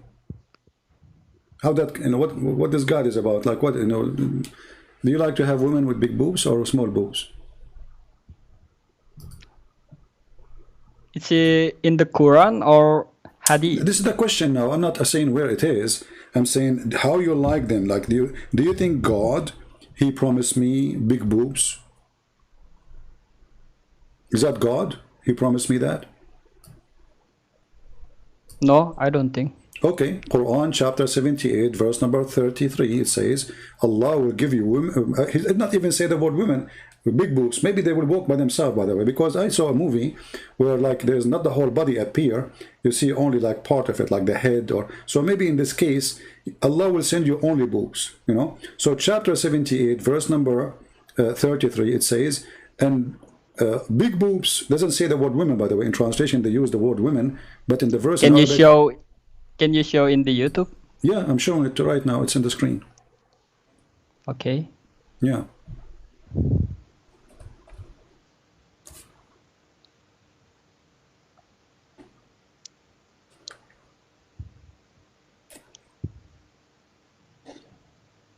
Do you see it? No, I don't see it. Okay, why you don't open your Quran in your side, chapter 78, verse number 33, and I can give you a link. Do you want me to give you a link? Okay, can you give me the Skype? link, please? Okay, I will give you the link in Skype, no problem. Okay. All right.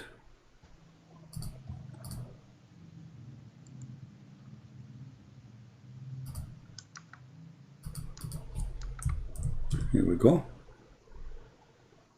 I gave you the link. Okay, give me a second. All right.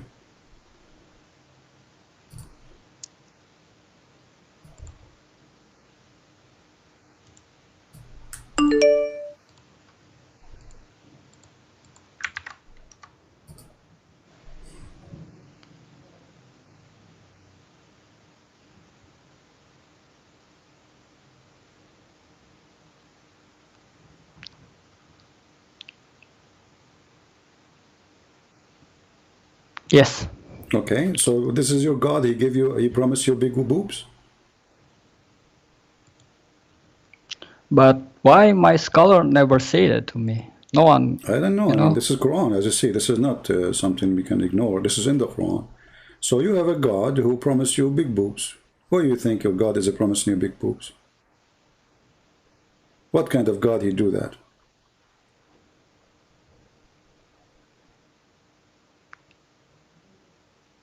I know it's wrong, but I still don't believe, you know. What do you mean don't believe? I don't understand. You don't believe in Islam no more? Or you believe in Islam? No, because Islam it's a religion of peace, you know. Huh. So it must be right. What does this have to do with my topic? Do you think those are boobs of peace too? Do you think there's a connection between Islam, religion of peace, and boobs?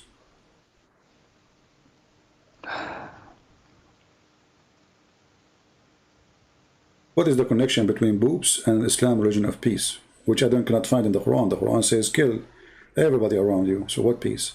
Islam means to surrender, not peace. But I'm trying to connect the dot because you are the one who. But how do you know Islam means is surrender? I can show you. But what is not peace? But why we are changing the Quran and changing the topic now? What is the connection between our topic No, and Islam, religion I'm of not peace? changing the topic. I just wanted to know if you say the truth, you know. Okay, I'm showing you. Because sometimes people I will can show you, no problem. I lie. will show you. We will go there. But let's finish this one first. Why this God, he tried to say to me, or he's saying to me, if I believe in him, he will give me women with a huge breast. Have you ever, do you have any sexual, like, temptation when you see a cow?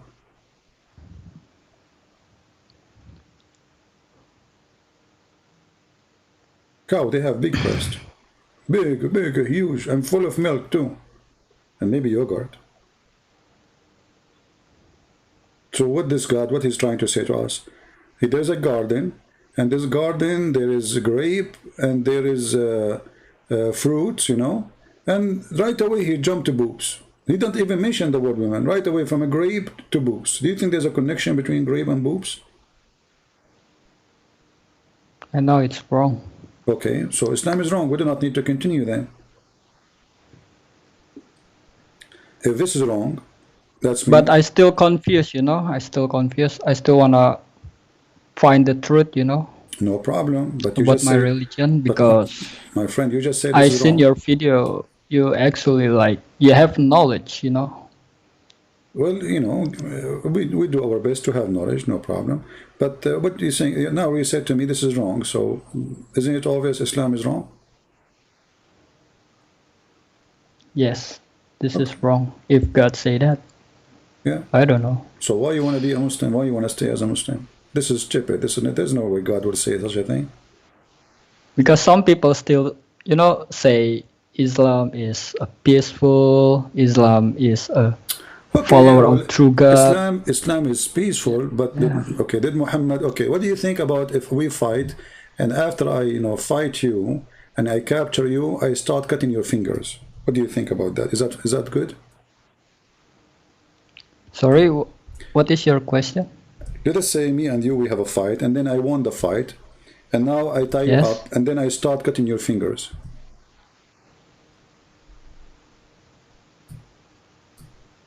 Eh, Do you think it's bad. Do you think it's peace to, you know, not only to cut the necks of people, after that you start, or I tie you up, or you are dead already now, and I go and cut your fingertips? No. Okay, this is the Quran, chapter 8, verse number 12. Why somebody want to cut the fingertips of a human being? What is that for? And this is the link, you can open it, and this is your Muslim translation. Okay, I will open. Have Let you me ever, copy the have you, link. like, do you like to watch horror movies? Like in the movies, sometimes you see a guy, or mafia movies, they got like the one for the cigar, and they cut the finger of the guy with it, you know? Your God, Allah, he like that. He's a mafia guy. Is this from the Quran, right? Yeah, this is, yeah, from the yellow pages of Muhammad, exactly, Quran. Chapter 8, verse number 12. I just gave you the link. Okay, I open it. Yes. So Remember, thy Lord inspired the angel. With you give. Yes, all their fingertips of them. cut their necks, cut their fingertips. What is this? Do you think this is nice and peace? And he will install terror. No, this is like bad things. Yeah. Do you like to beat your wife? What? Do you like to beat your wife? No, I don't have wife. Oh, you don't have wife? Why? What happened? No, I'm still single, you know. Which country are you from, my friend?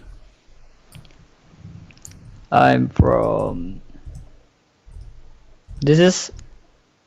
It's okay. You do not need I to should say, or.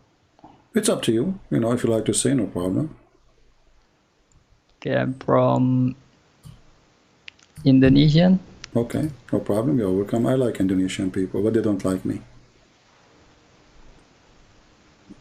I don't know why Indonesians don't like me, because, you know, once I told somebody I don't like rice, and since then they don't like me. I don't know why. But anyway, listen with me now. In chapter 4, verse number 34, it says that if your wife should disobey you, you can beat her. What do you think? Is this true, or because, you know, I'm not have much knowledge about Islam, because it's rare. Sometimes I open the Quran, you know. Yeah, but this is the Quran. Here we go. I will give you the link. You can read it. Chapter 4, verse number 34. And this is the link. I will send it to you.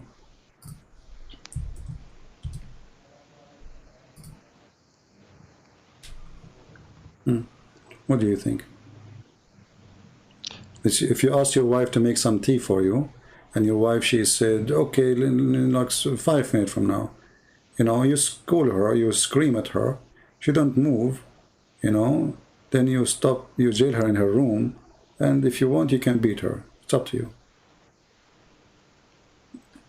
But why all scholar in Indonesia never tell this, you know? Like, even my scholar. Which scholar is they your, never. Which is your never favorite scholar in Indonesia? say about this. Which one is your favorite scholar in Indonesia?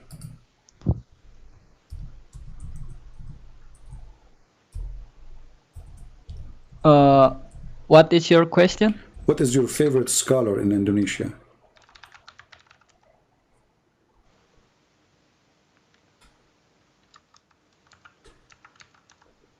You don't have a favorite? My yeah. Scholar? Yeah, what's your favorite one? Which one is like the one you like to watch or listen to? Abdullah Somad.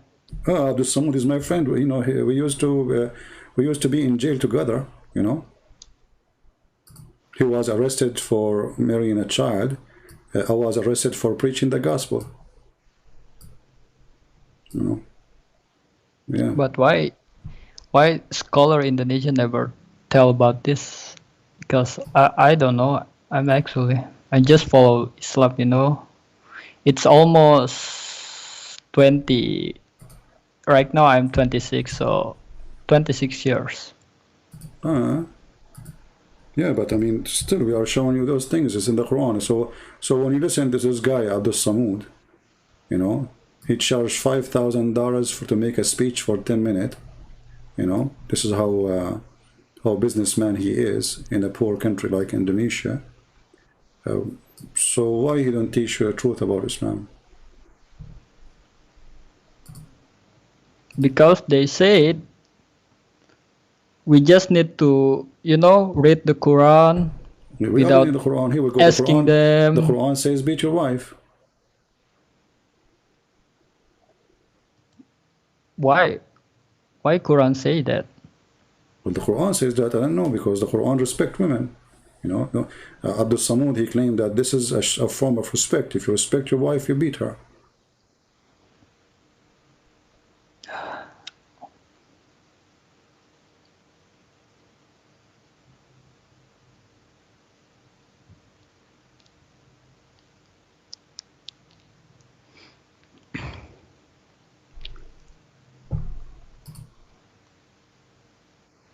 So I want to know, I want to ask you a question.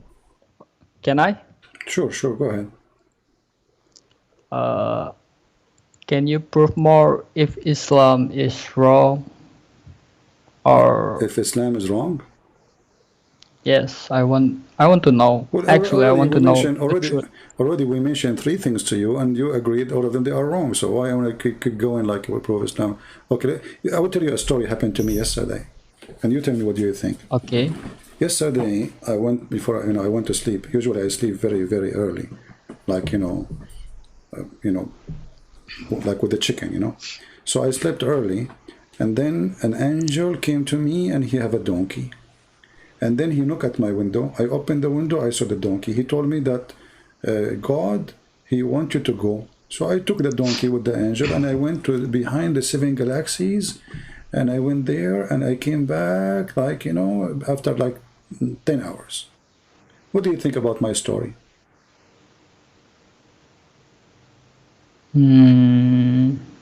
I don't know. No, come on, be honest with me. Do you think it's true story or I'm lying? I think you are lying. Thank you very much. Well, isn't Muhammad, he said to you that he went to the 7 galaxies behind the 7 seas. He went all the way to the house of Allah. All of this in a few hours at night. And then he went in his way back to Jerusalem. So how come my story is a lie and the story of Muhammad is not?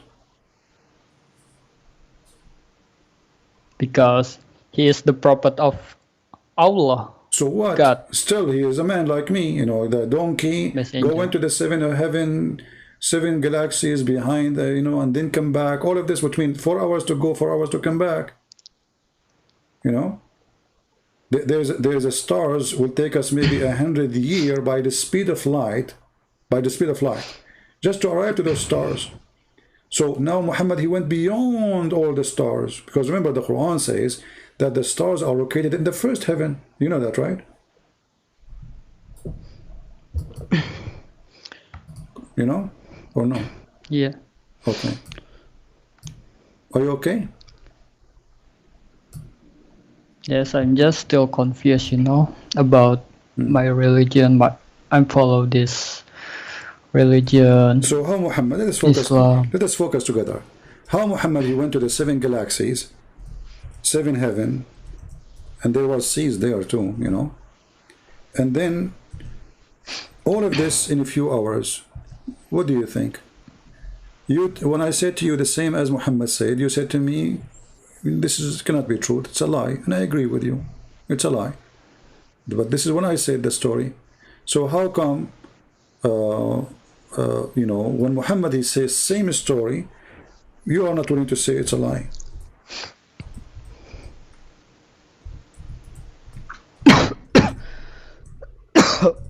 Bless you, my friend. Bring some water, it's okay. So, if Islam is a false religion, so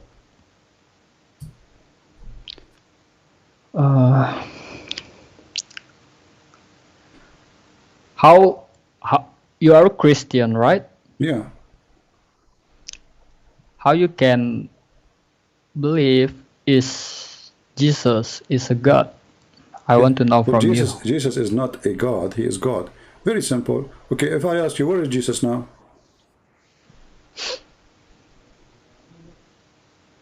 But Jesus in the Quran only a messenger of Allah. Okay, no problem. But I'm asking you from the Quran, where is Jesus now?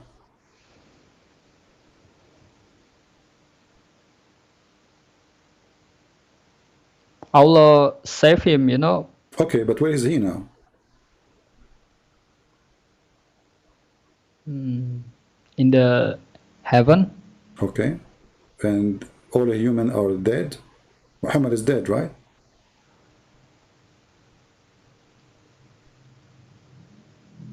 Yes. Abraham is dead. Yes.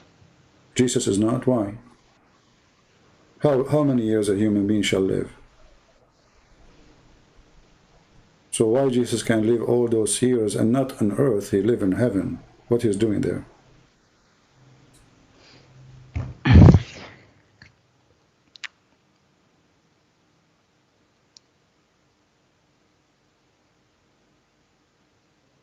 I will be back to you. Let me see. There's a Muslim girl. She is trying to call. We will see what she will say. I will be back to you. Okay, I will call you just to give you time to think. All right. Okay. Okay. All right. All right. Let us see this. Maybe it's a Muslim guy. Use the Muslim name or woman name. We do that.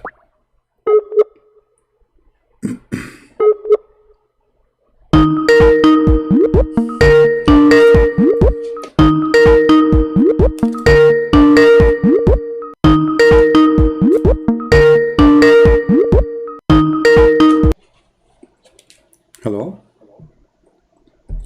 Hello? Yes, my friend. 1 second. Hello, is this Christian Prince? Yes.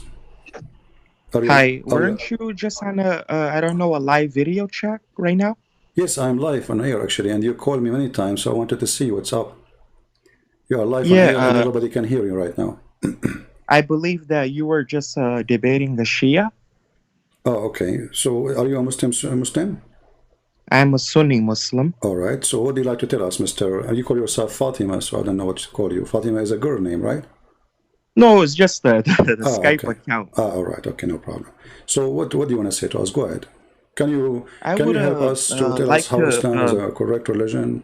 Maybe you can help us. Well, Islam is a true religion if you have knowledge. The problem is that you don't have the knowledge, which I feel bad for you. Okay, that's good. So you have knowledge yourself? Well, of course, I'm a sheikh, brother. Oh, you are a sheikh. That's good. So as long I have knowledge. Just, some of these people, sometimes that they have videos, for example, like if I explain like Zakir Naik or Mohammed Hijab or Sheikh Uthman bin Farouk actually is a sheikh, but these people are known. And then there's some people, that may not be known, but they can still be sheikh, So you are a sheikh. You are a sheikh. You have knowledge like Uthman, this guy, or you don't? You have more? No, not like him. I wouldn't say that. No, to be honest. But let's get directly into the You have topic. less knowledge than him? Well, obviously, but I mean, let's get directly into the topic. What I want to mention. So what do you want to mention? Go ahead. Let's talk about the black stone, if you don't mind. Sure, go ahead. You say we tell you in Islam that Prophet Muhammad sallallahu alaihi wasallam has kissed the black stone, correct? All right. And you say, why did he kiss it? Exactly.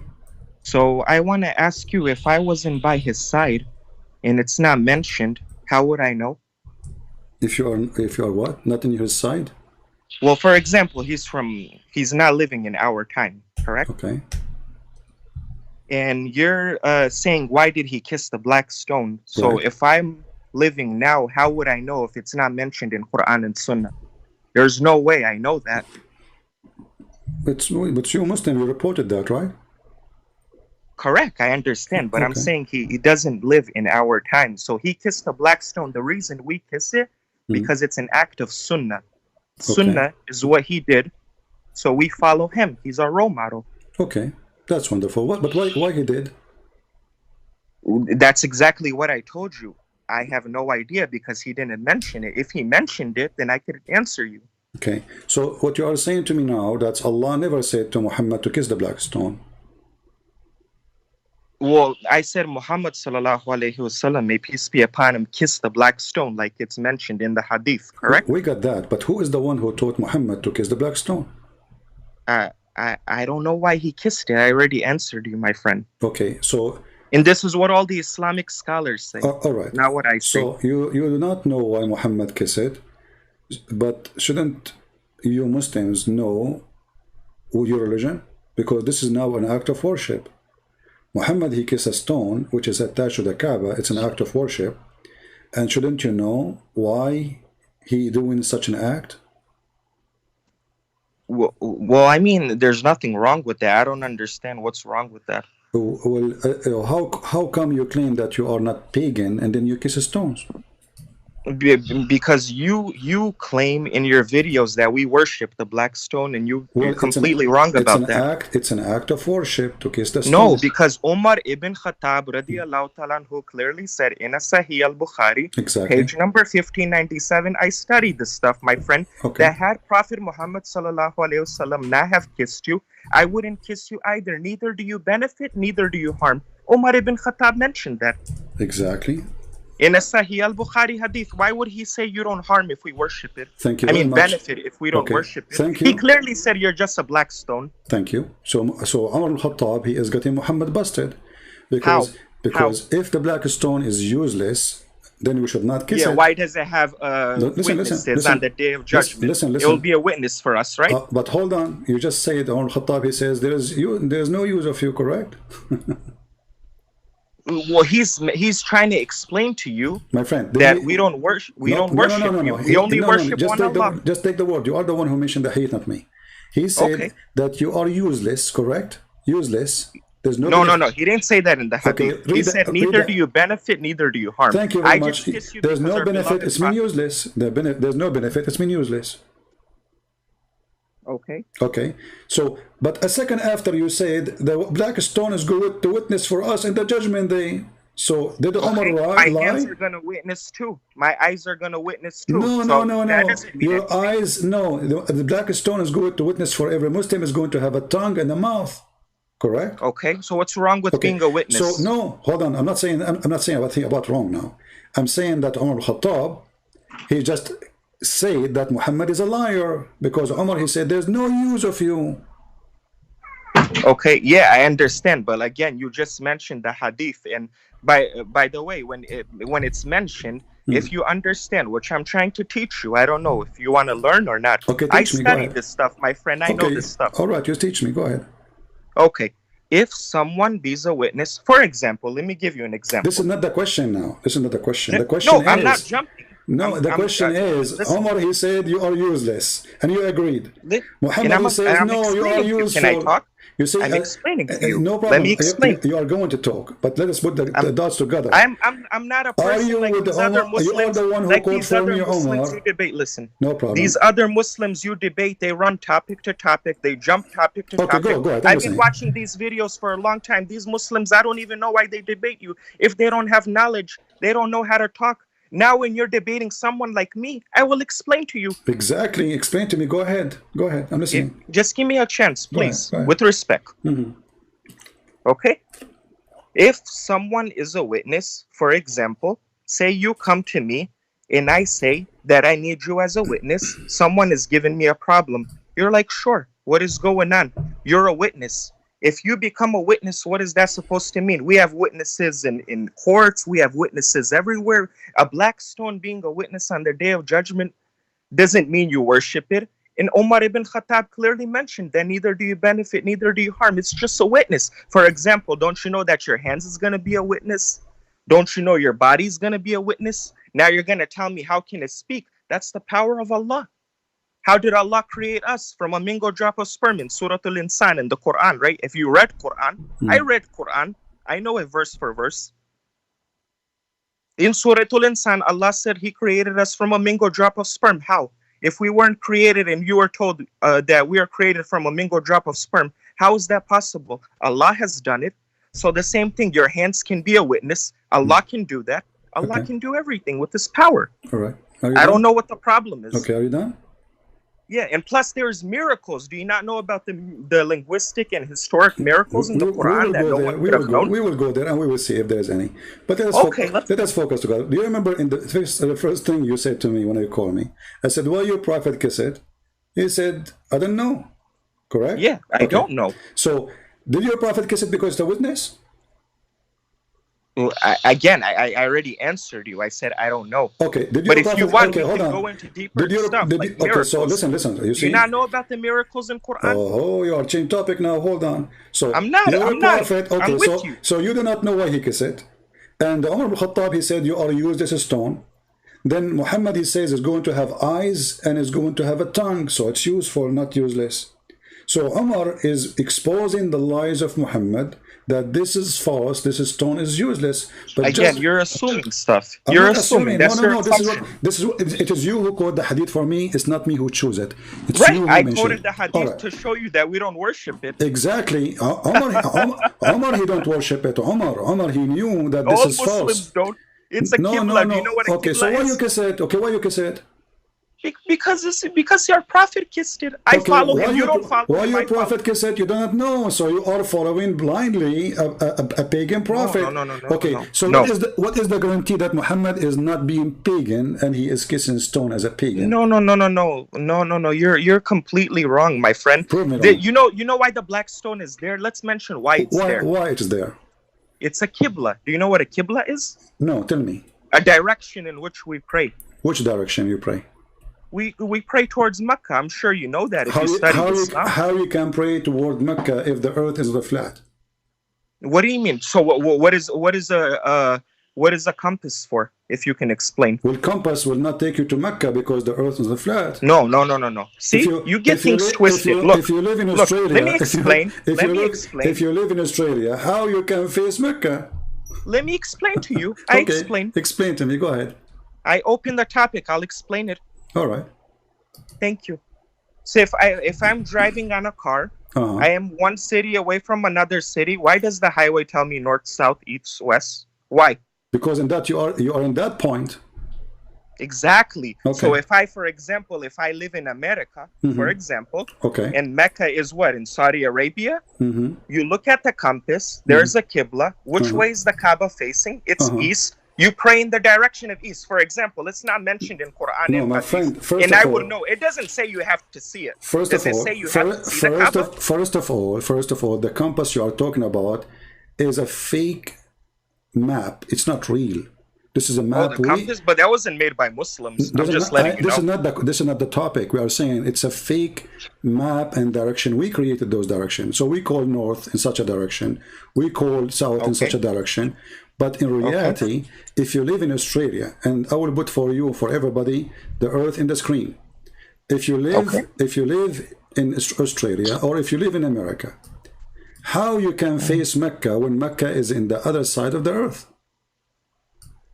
I will go with you. I'm telling you. I answered you once. I'm answering you again. No, you are not answering. You are not answering. I am answering you. No, you are not. Here we go. Okay, here we go. This is. I will make like an X in the location of Mecca. This is Mecca here.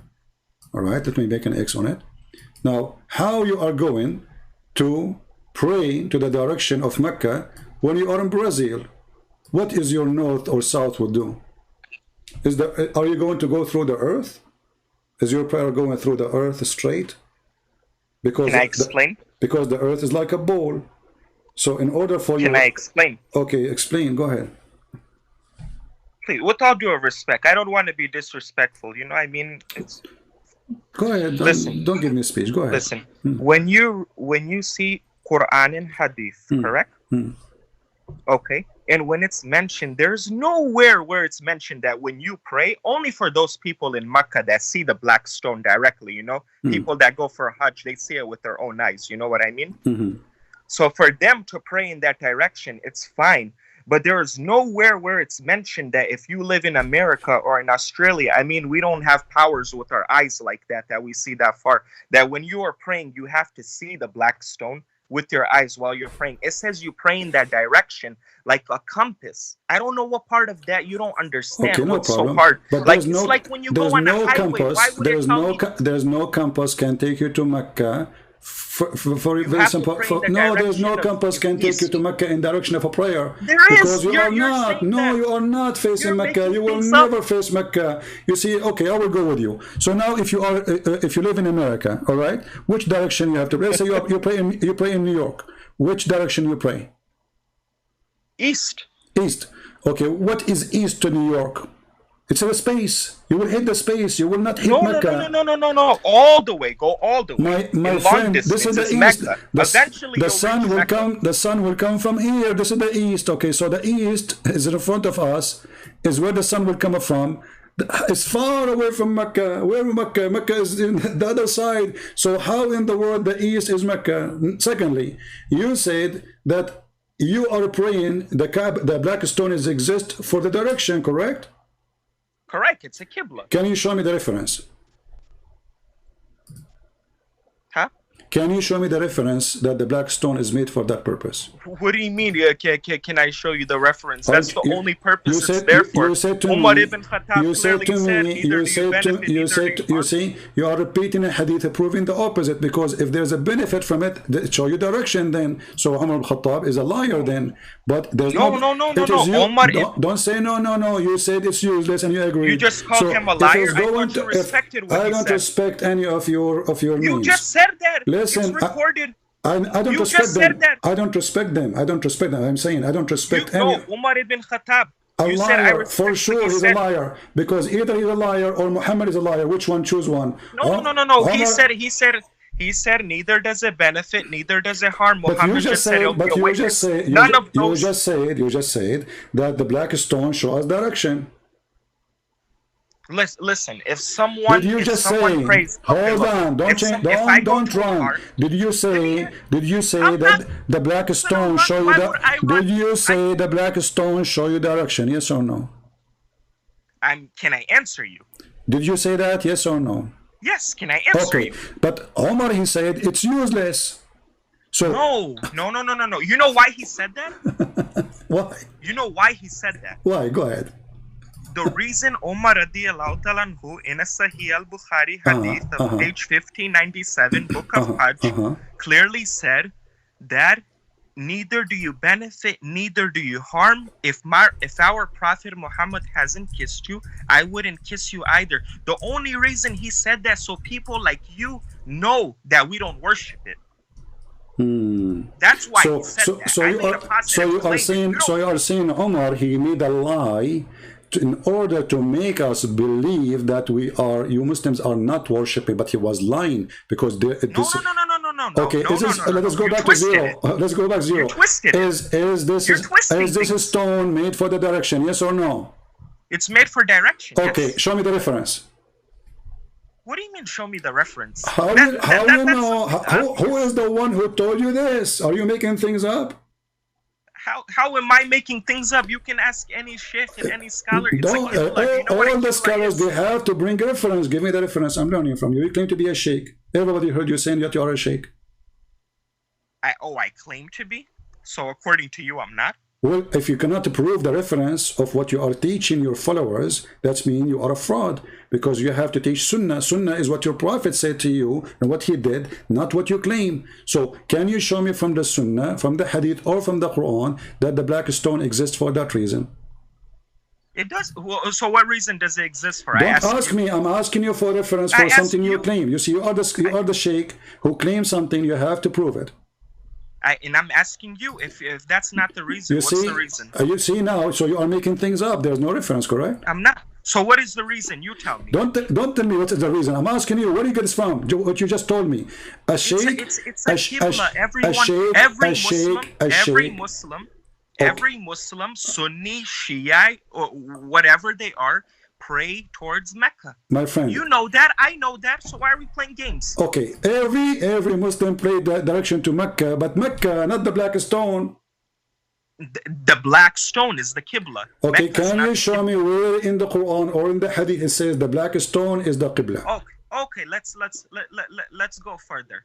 let's go further. 1 second. Right. Did you tell one of our people that Muhammad sallallahu alaihi wasallam does not take a pure ablution? You went to a hadith saying that he took a washing dead dogs in the well of Buddha. We will go there. Don't change the topic. You are a coward. Well of Buddha? No, you are running away. You are running away. We will go. I promise you. I promise you. We will go there. Yes, your prophet. He take a shower with dead dogs and women blood from period. Now listen. Listen, Abdul. Don't change the topic. Where the reference you just mentioned to me? Listen, please post this, and I promise. Where is the reference? Don't change the topic. People are laughing at you. They're not laughing at me. Please post this hadith. We will show the hadith. This hadith is fantastic. I love it. I'm asking you, can you show me the reference of the black stone? There is no need for a reference to be for something like that when we already know it's a qibla. Okay, so now if I say something and I don't have reference for it, can I say to you there's no need for reference? No, it's things. There's things that are common sense. I want to know of this well of Buddha. You said that our prophet. So Abdul, so you are saying this is common sense, not knowledge of Islam. Every Muslim prays in that direction, my friend. I don't know what to tell you. Exactly. I'm trying to be very polite. Every Muslim pray in the direction because the direction is the Kaaba, not the black stone. Well, no. When you go to Hajj, you pray to the black stone, my friend. You pray to the black stone. Guys, did you hear this? When you go to Hajj, you pray to the black stone. Did you say that? Towards. Towards the black stone. So the Kaaba. So the Kaaba is not important. The important is the black stone. Well, you pray towards that. Like I said, that's the Qibla. Okay, let me ask you. Is it true that the black stone made in the shape of a vagina and women that's your assumptions, and I don't like to speak like that. No. This is not my assumption. It is your assumption. I know this stuff. If you know, you don't think I know. You don't think I study this stuff. Is it true that Arab women, they used to go naked around the Kaaba and they touch their vagina and they put their hand? My friend, you're running away from the topic. You're telling me I'm running. We are talking about the black stone. It is you who chose the black stone topic. Don't change. We cannot talk. I'm not talking in the same time. I'm asking you, is it true? Is it true?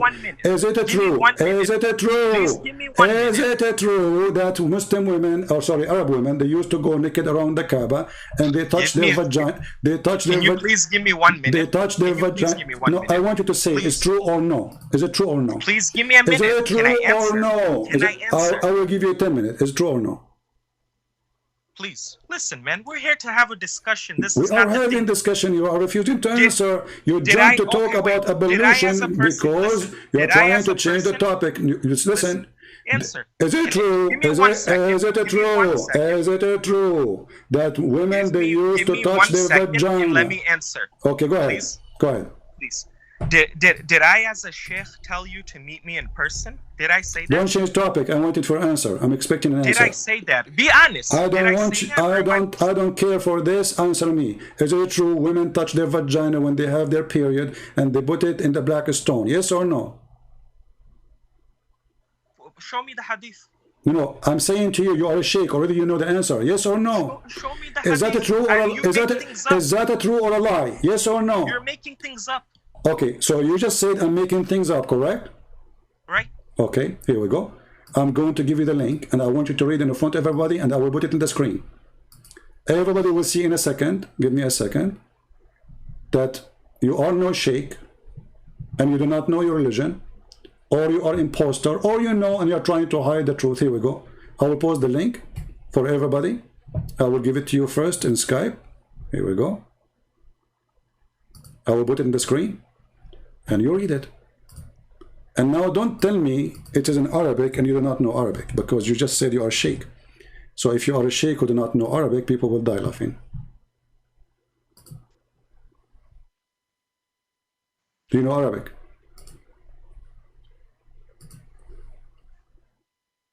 Hello? Hello, yes. I'm waiting for you. I gave you the link. You don't want to answer me on my question. I gave you the link. You, you said to me, show me the reference. I gave you the reference. Just answer my question. Did he take a wash Do in you well know? with dogs or not? Do you know Arabic or not? Did he take a wash in dogs so or you not? are a person who claimed to be a sheikh, but you do not know Arabic. Is that accurate? I don't know Arabic. I don't know Arabic. I don't know. Then read for me the reference. I gave you a link. It's in the front of us in the screen. It's in the front. It's in the front of us in the screen. Go ahead. Don't waste my time. Read. Listen. You're wasting my time. Read. Otherwise, I will squeeze you 3 times like Jibreel squeezed Muhammad. I'm warning you. Listen, you're wasting my time. You make false accusations. Don't hang up and run. You coward, you are a liar. You do not know Arabic. You do not know Arabic. Otherwise, prove me wrong. Read the reference. It's in front of you. You claim that chapter 22, verse 52 of the Qur'an don't change the topic. Don't change the topic. Don't change the topic. We are talking about the black stone. Does it say in Arabic I answered that the women they touch their vagina when they have their period? And this is why the black stone. I want you to read. Can you read, please? I gave you the hadith of Can you read? Can you read, please? Can you read? I gave you the hadith of Umar ibn Khattab. No, I'm saying you said to me that this is a lie. I made it up when I said to you, women, they touch their vagina when they have their period. And they touch the black stone. You said it's a lie. And you asked me for reference. And now I gave you reference. And now you refuse to read the reference. What's wrong with you? Because you do not know Arabic. You are a fraud. No. I know Arabic. You don't know Arabic. Okay, You're the one that can't read. You claim to be sheikh. Okay, read for us. Here we go. Reference in the screen. Read for us. You want to jump from topic to topic. Read for us. You want to jump from topic to topic. I am not. The topic is the black stone. The topic is the black stone. This was your choice, and we are talking about the black stone. Is it true? Show me the hadith where Muhammad took a wash in dirty water. I want to see that. We will show it to you. No problem. Answer this one. We will go. After you read this one, I promise you, after you read this one, will take you less than 60 seconds. Read this one. Take that out the way. Show me that first. Read this one. You are a coward trying to change the topic. Everybody is dying laughing at you. Show me. People are laughing at you, not at me. You do not know Arabic. Okay. Why you don't want to read the hadith? Right? Okay, listen. So do you agree with me? So do you agree with me that the reference of your Islamic reference says that the black stone became black because of women blood from period? Do you agree or not? No, I don't agree with you. Okay, then read the reference. I give you the reference. Show me the hadith. I'm showing it. It's on screen. Read it. No, show me the hadith I gave you the link. It's in front of you. And the reference in front of us. I gave it to you in Skype. You're a liar. I can show it on the screen. The well of Buddha? What Buddha? What Prophet Muhammad took a wash in dead dogs or not? We are talking about the black stone. Yes, your prophet, he took a shower with dead dogs. Okay, hold on. Can you show me that? Do you promise me? Do you make a promise? Do you swear by Allah that if I show it to you, we go back here? Do you promise?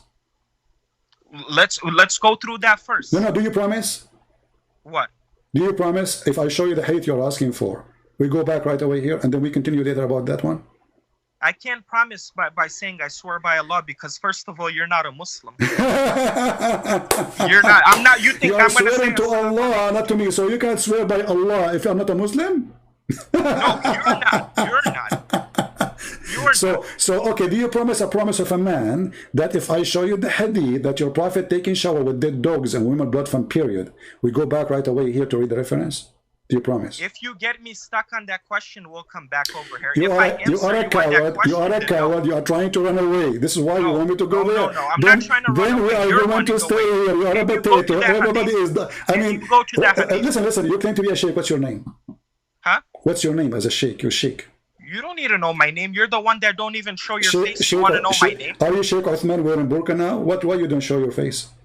Huh? Are you wearing burqa like Allah? I'm not Sheikh Uthman. Don't make accusations. I don't know. You know I'm not him. You sound stupid because you sound stupid like Uthman. Okay, so listen, you and Uthman are a bunch of potatoes, and now read for us. You are no sheikh and you are a potato. You don't know Arabic. Read the reference. Well, you don't even believe he's a sheikh. Read the reference. None of you is a sheikh. All of you are a businessman making money from the business. Now I'm asking you, can you read the reference? You're very funny. Can you please read the reference? You asked me, you challenged me for reference. I'm showing you reference on the screen. People want to read it. Show me the hadith of the well of Buddha, please. The people are dying, laughing at you. You don't want to show it. You want to make accusations with kids. With kids, you want to make accusations. You don't want to show me the hadith. I don't want to show you show the other hadith. Muslims. You don't show me. Show me the hadith. I show it in the, I show it in the stream 24 hours, 7 days a week. Huh? So show me. I challenge you. Okay, show me. You're trying to get away from that hadith because everybody is laughing at you. Show me. You show the Muslims. And you know what I find funny? You be very polite. Show me. Okay, now I'm showing you. Okay, hold on. Very polite to the Muslims, right? That don't know Islam, but you want to be rude towards me, right? Potato, okay, now I'm showing you. It's in front of you. You want to run to that topic? It's in front of you. Read it. I don't see anything. I don't on Skype. It's in the screen. It's in YouTube. Look, read with me. Okay. Go ahead. Okay. So the first one, we confirm this guy, he refused to read because it says clearly in Arabic that the black stone became black because of women blood from period. So women, they used to place... Read the hadith. Don't run away. So read this. No, we confirm the first one. And now read the hadith. Go ahead, you read it. Your English is better than mine. Go ahead. I clearly don't see it. I don't know what you're talking about. Oh, there it is. There, I got it now. Oh, okay. It was said, "O Allah's Messenger, shall we use the water of Buddha, well, to perform ablution while it is a well in which maintains of dogs and the putrid are dumped?" Allah's Messenger said, "Indeed, water is pure. Nothing makes it impure." Okay. Now? The answer to this, if you're smart enough, which obviously we scholars know, you claim to be a scholar, is this is a stream. Water in streams run. Ah, okay. Hope you understand that. Ah, can you show me a reference? That is the reference. Where? You saw it with your eyes. Where? No, it says a well. It says a well of water, not a stream. A well cannot be a stream? Are you serious? A well cannot be a stream? Don't make a fool out of yourself. Hold on. So are you saying to me there's a stream of water and people, they throw garbage in it in Mecca? But I thought Mecca is a desert and people will not do that. It doesn't matter. The bottom line is with garbage in there. If it's a stream, the water is pure. For example, do you swim in a lake? Does the stream have a size or it is running stream? Do you swim in a lake? Okay, is it a lake? How big this... Do you swim in a lake? I'm asking you. No, I don't swim in the lake. Since Muhammad is... You don't? You don't swim in a lake or a river? No, a river, yeah, not... yeah. Okay, if you pee in that water, would you still swim in there? People do it every day. So are you saying this is a lake? It's a stream.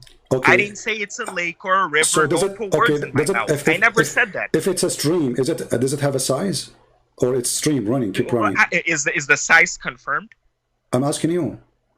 Is there a size for it? No, I don't know. You are a sheikh. You are answering me. You are refuting me. You are on choose topic. You are the one who changed the topic. That's not the bottom line. The bottom line here is it's a stream. The water... Okay, first of all, you failed to show me a stream. That's a lie. Secondly, I have reference. It says how big it is. And that will get you busted, Abdul.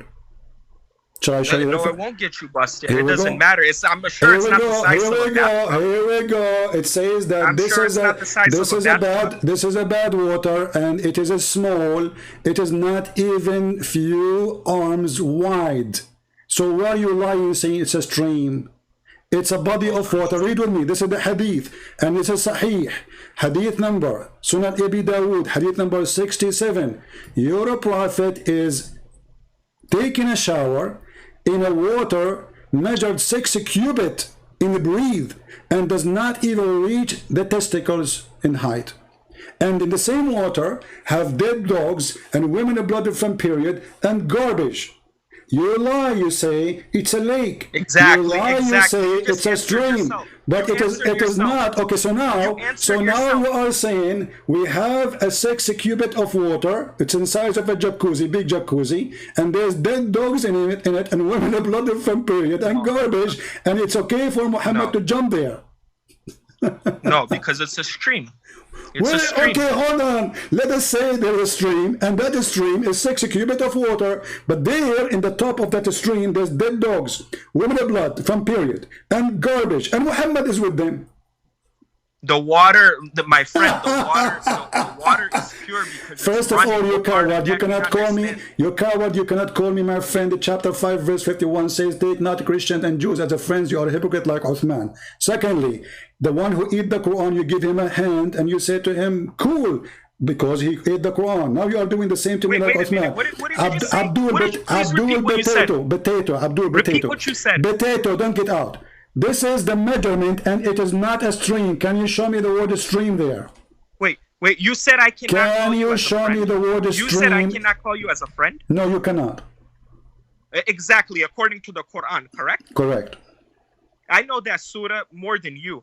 I So know why- the Quran so why and you call me Hadith more friend? than you. So why you Do call you me think friend? that when I called you, I was calling you from the heart or sarcasm? Ah, so he was lying. He don't mean it. I got you. So you are lying. Okay, I got it. No. So now, No, it was sarcasm. can you show me where it says it's a stream?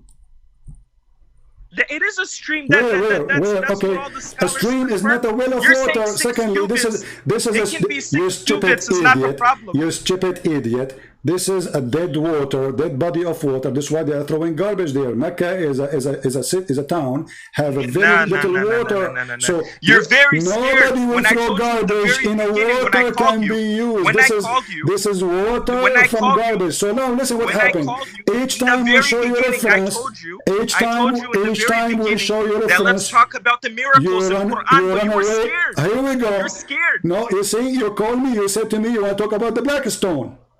And the miracles in Quran, but you don't want me to go there. I will and then you destroy jump to this hadith. So we jump with you. And then now you don't want to read it. So you're a prophet taking shower with dead dogs and women blood of them, period, in a small size of water.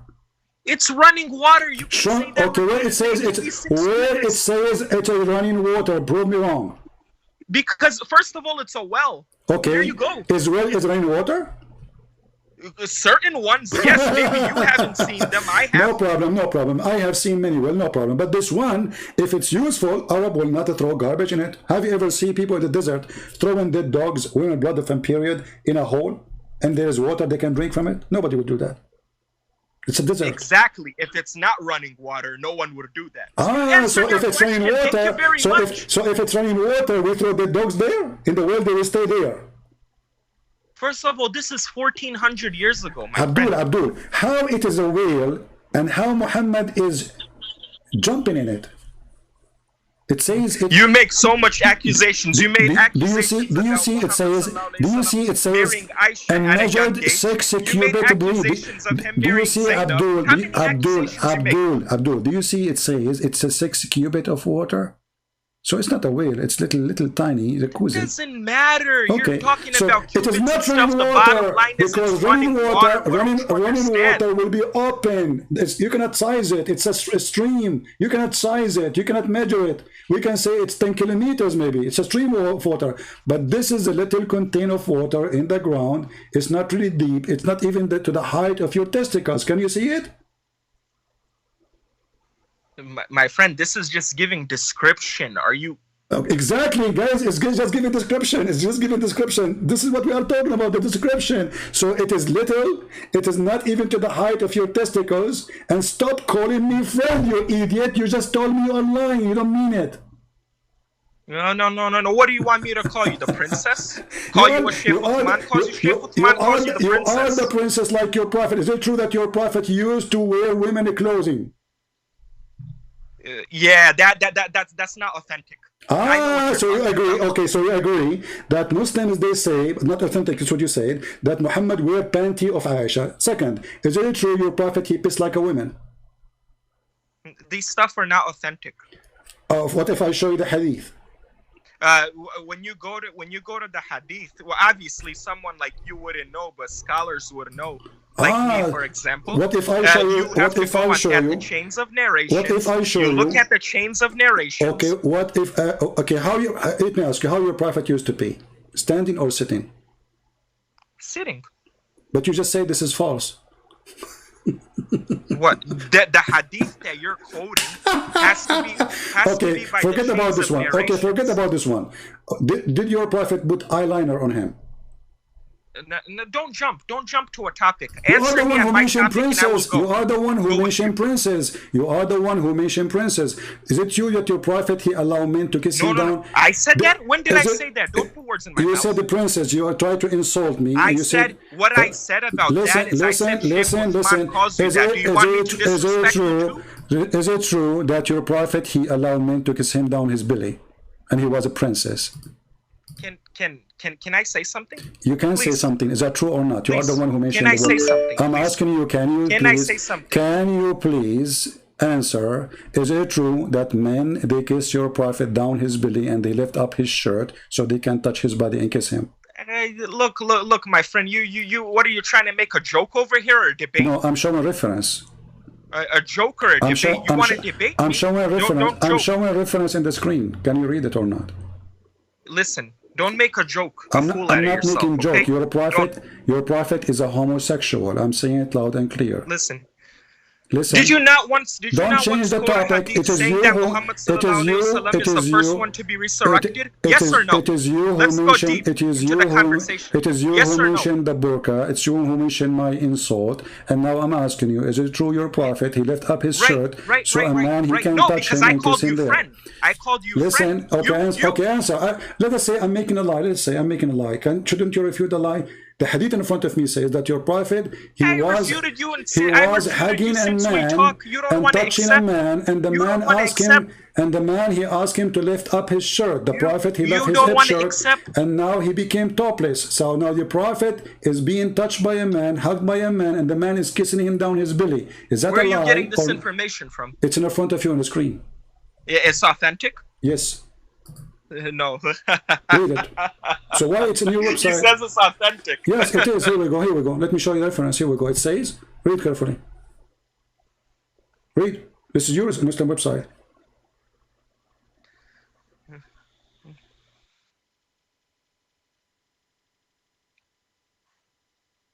By the way, I enjoy debating with you. Yeah. Okay, Turkey. No problem. Read it. Yeah, I enjoy debating read with it. you. 1 second. You say it. You make a fool out of yourself. No problem. Everybody laughing. We are recording this. It's going to be all over the internet.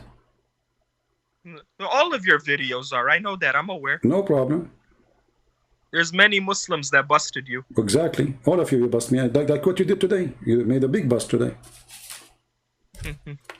You're so scared. When I open a topic, you're scared to answer. Read. You are scared to answer when I open a topic, but I have to go with you. Why do I have to go with you? Abdul, it's you who mentioned this. I never mentioned this. Okay, then let us go back. Okay, now let us go back to the black stone. Is it true that women they touch their vagina and they place their hand?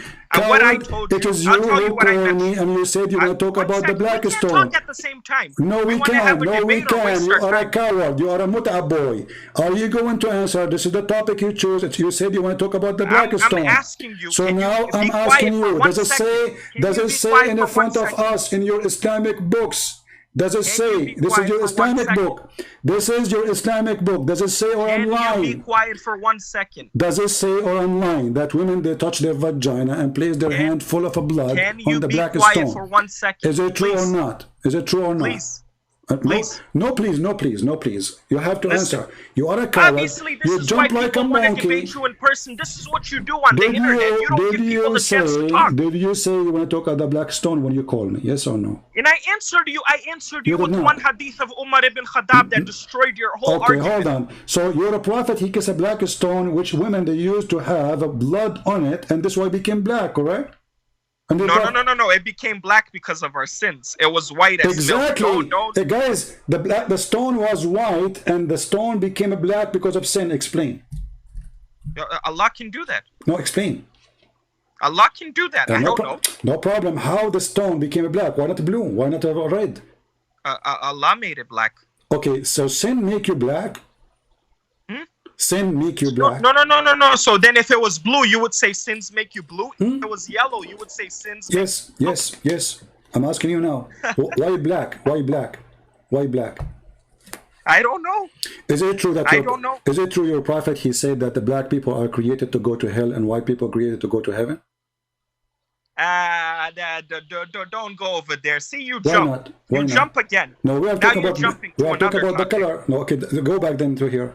Does it say in Arabic? Why you don't read to us in Arabic? You claim to be a sheikh. Is that because you do not know Arabic and you are lying? You say this to everyone. Okay, read. Muhammad Hijab read to you in Okay, Arabic. read. No. Listen, Dad. Muhammad Hijab, I heard him many times speak in Arabic. I never said to him, you do not know Arabic, you're a coward potato. I'm asking you, do you know Arabic? You didn't say that? You didn't say that? No, he's an Egyptian. How do you not know Arabic? Who?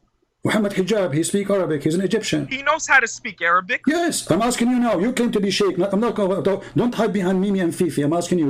You claim to be a sheikh. And by the way, I saw that debate with you and him. You ran away. You ran away. Okay, no problem. He hang up on me, you idiot. That's not me who ran away. You ran away. He hang up on me. Now answer. He told you to read Surah Tawbah, verse 31. Everyone saw it. You never read it. I did. You never read it. I did. He was playing my video. You stupid. He was playing my voice. So I read it twice.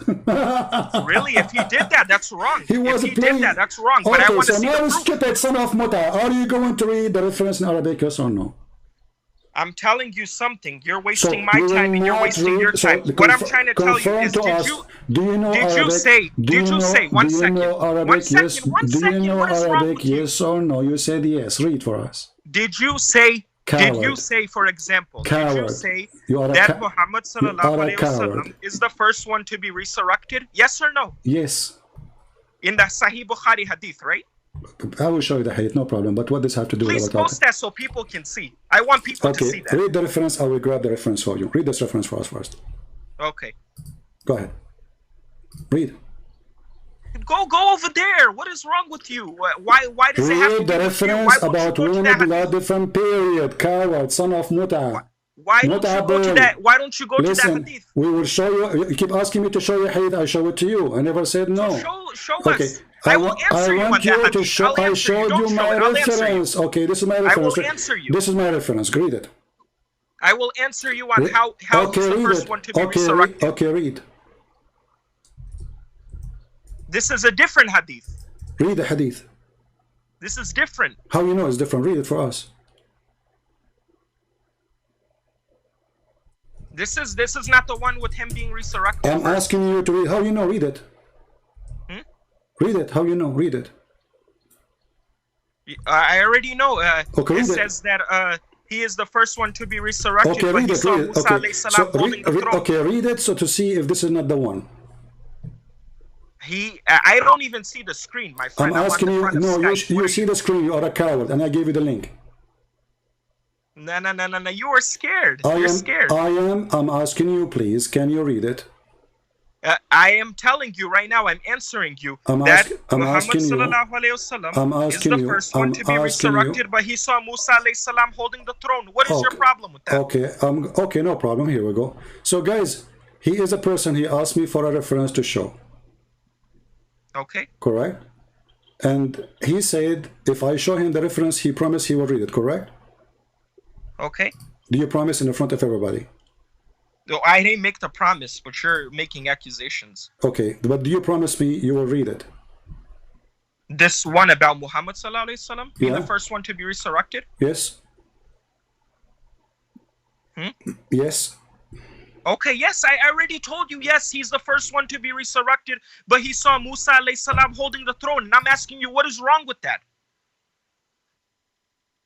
You asked me to show you the reference, so why you are saying... So how he is... What is wrong with that hadith? Okay, Because hold you on. were debating Muslims saying there's a problem with the I want hadith. you to read the reference. Go ahead.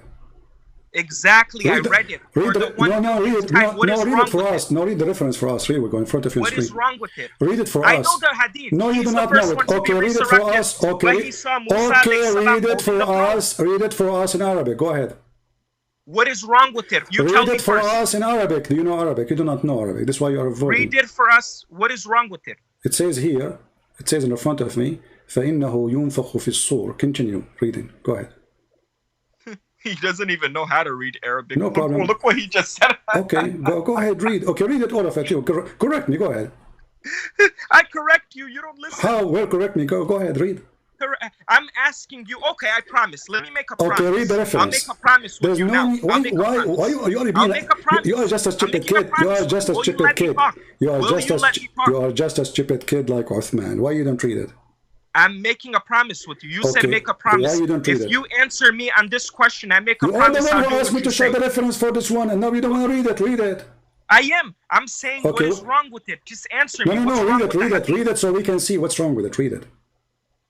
Oh my goodness. Oh, don't say oh my goodness. Say you the one that talks don't say about oh my goodness. it. Say oh my Blackstone. Now read it. You coward. You don't know Arabic. You're a liar.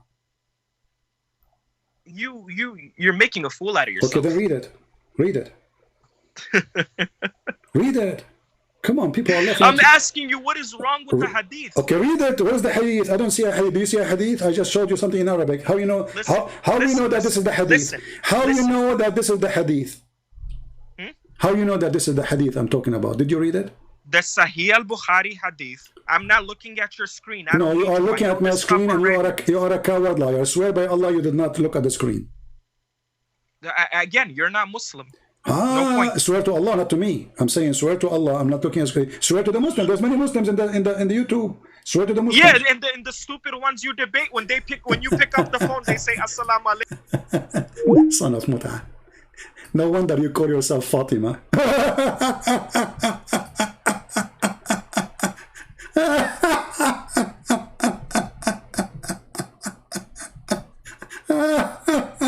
Fatima, Sheikh Fatima. Who is the one wearing burqa? You burqa people, coward. You are a sheikh. So the reason the prophetic is the black stone because it shows direction? Where do you get this reference from? This is common sense. Hey, Uthman, the Muta boy. Do you agree with your boy?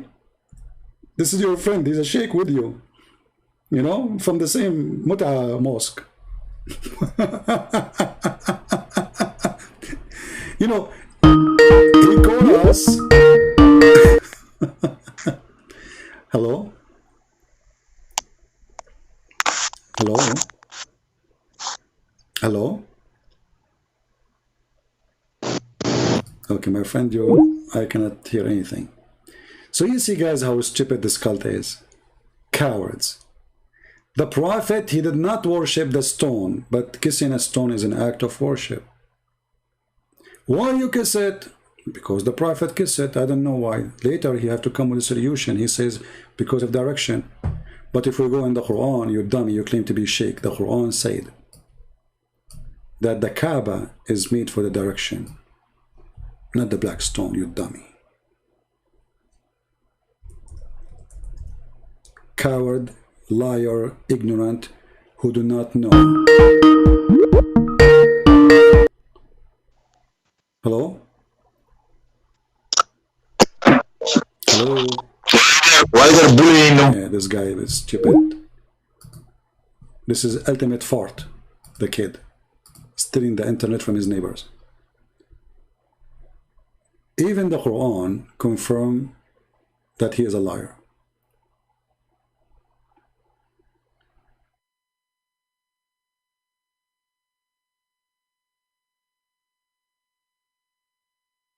Do we have any Muslim want to answer why Muslims are lying when they talk about their prophet? So look what we confirm.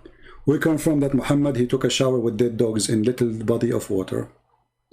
We confirm that Muhammad is mentally ill by doing that. We confirm it's not even 6 cubit size. We confirm from their books, not from our books. We confirm there's no way that a stream of water people will throw. You know, this is Mecca. This is Mecca. It's not a city in the Amazon River area where there's a lot of water. They don't know what to do with it. Water is a priceless in the desert. And there's no way people will throw dead dogs and women blood and their garbage and stink in such a water.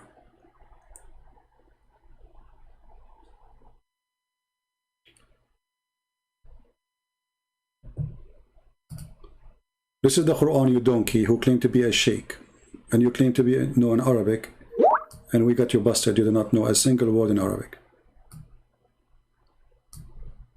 This is the verse speaking about where you direct your face. To the Kaaba, not to the black stone. You're a certified idiot. And as you see, everything we say here, we have reference.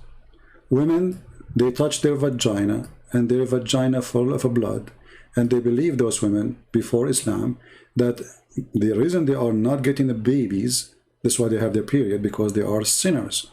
That's why Muhammad, he said that the black stone became black because of the sin of mankind.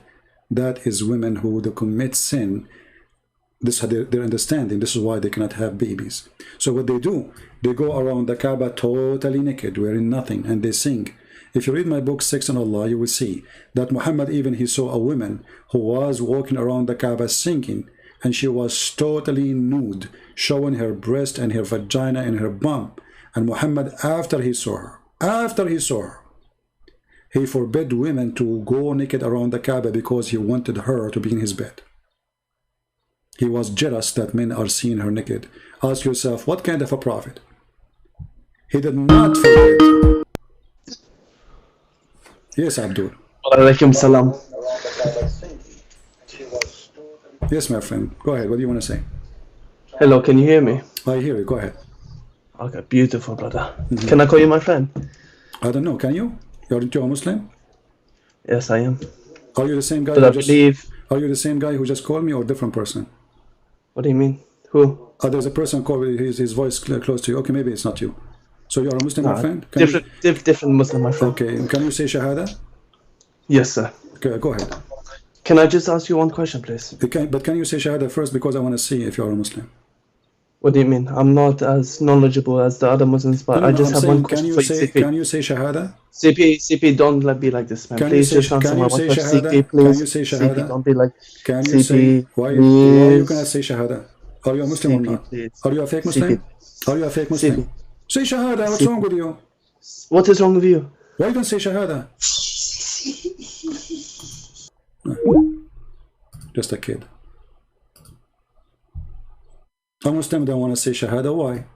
Get lost. I have no time for kids. Any real Muslim?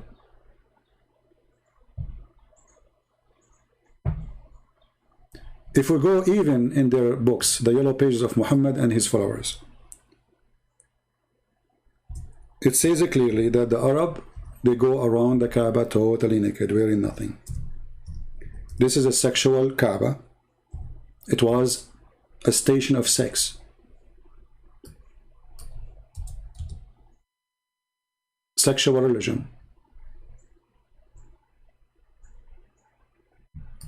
And this is Sahih Muslim, very authentic hadith. They go around the Kaaba totally naked.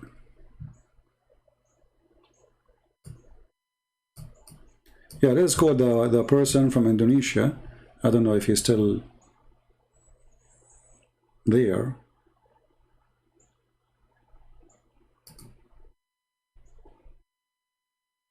We promise him to call him back.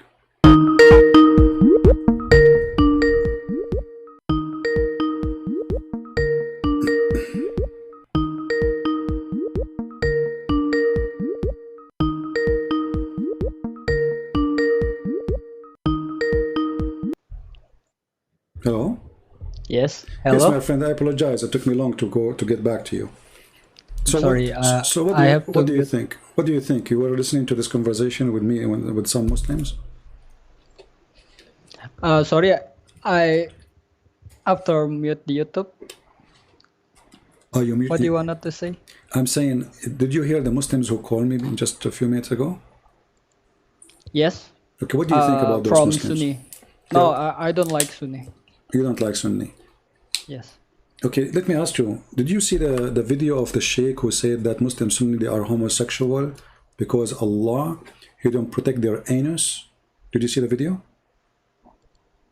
No. Well, he said in the video, I can show you the video actually.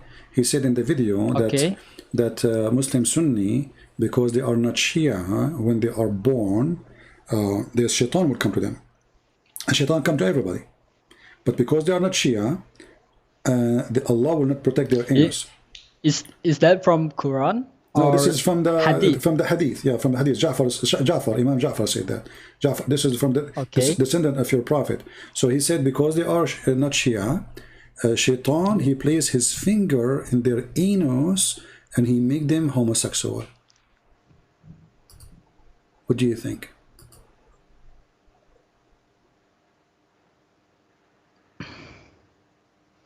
I think it's wrong, right? But you are Shia. Yes. And he is a Shia Sheikh. This is Shia books teaching. But my scholar never, teach me more. Like you said right now, they never talk about this. They just, talk in the masjid. Well, let me show you the video so you can see with me how the Sheikh he explained. And you know how Shia they dress, right? You know how they dress. So you know for sure this is a Shia. And his name is Yasir al-Habib. He's a very famous Sheikh, big like, very, very big. It's like 500 kilograms. So, so he was explaining what happened to you if you are not Shia. So you are safe, by the way. You are not a homosexual because you are Shia, obviously, according to the story. So listen carefully what he said. Okay. Time of,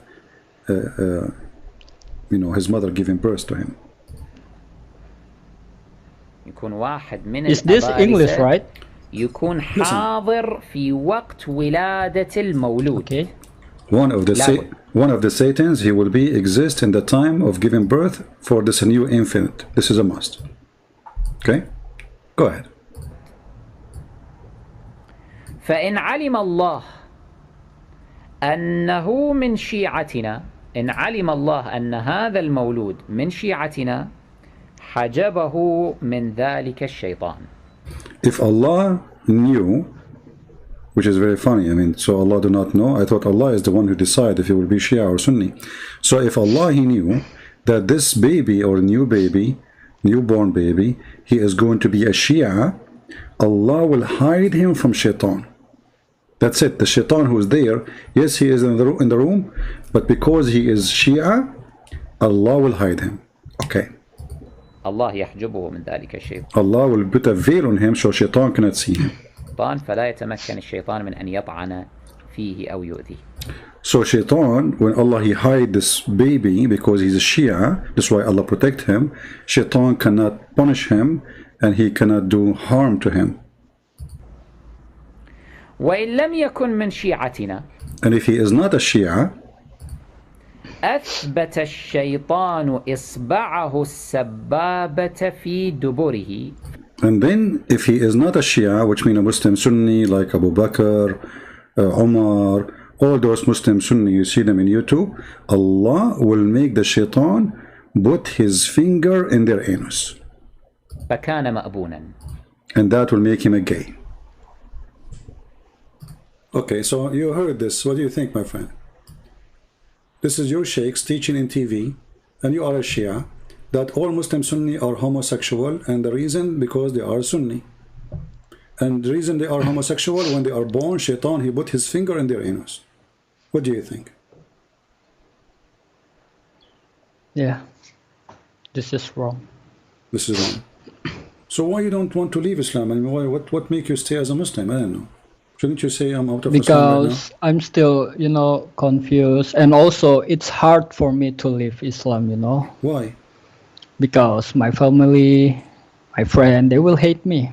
So what? And let my family... It's hard. Do you know how many people, including even from my family, they hate me for what I do?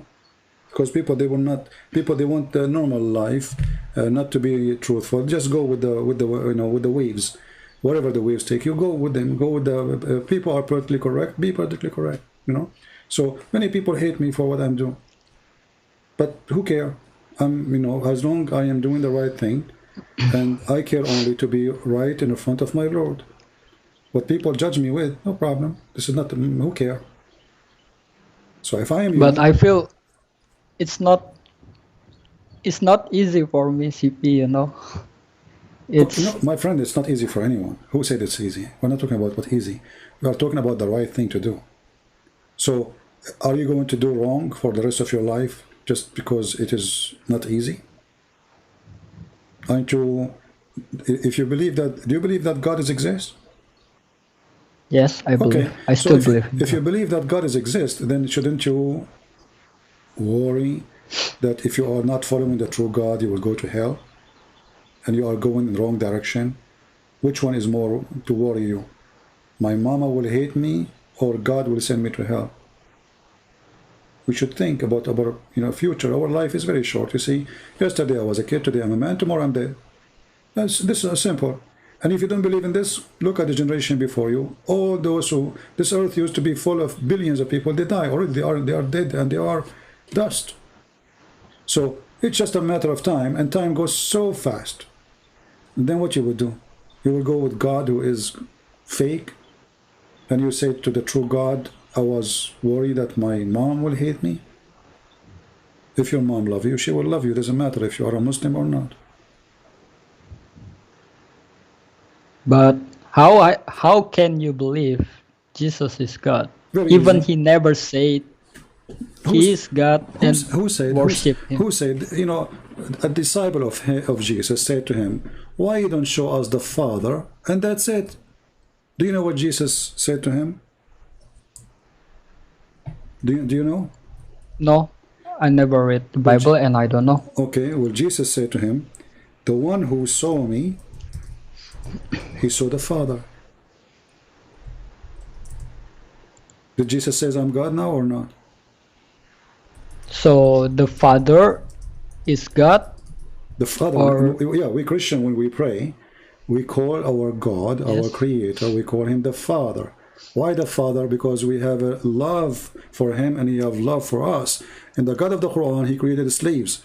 For us in Christianity, we are children of God.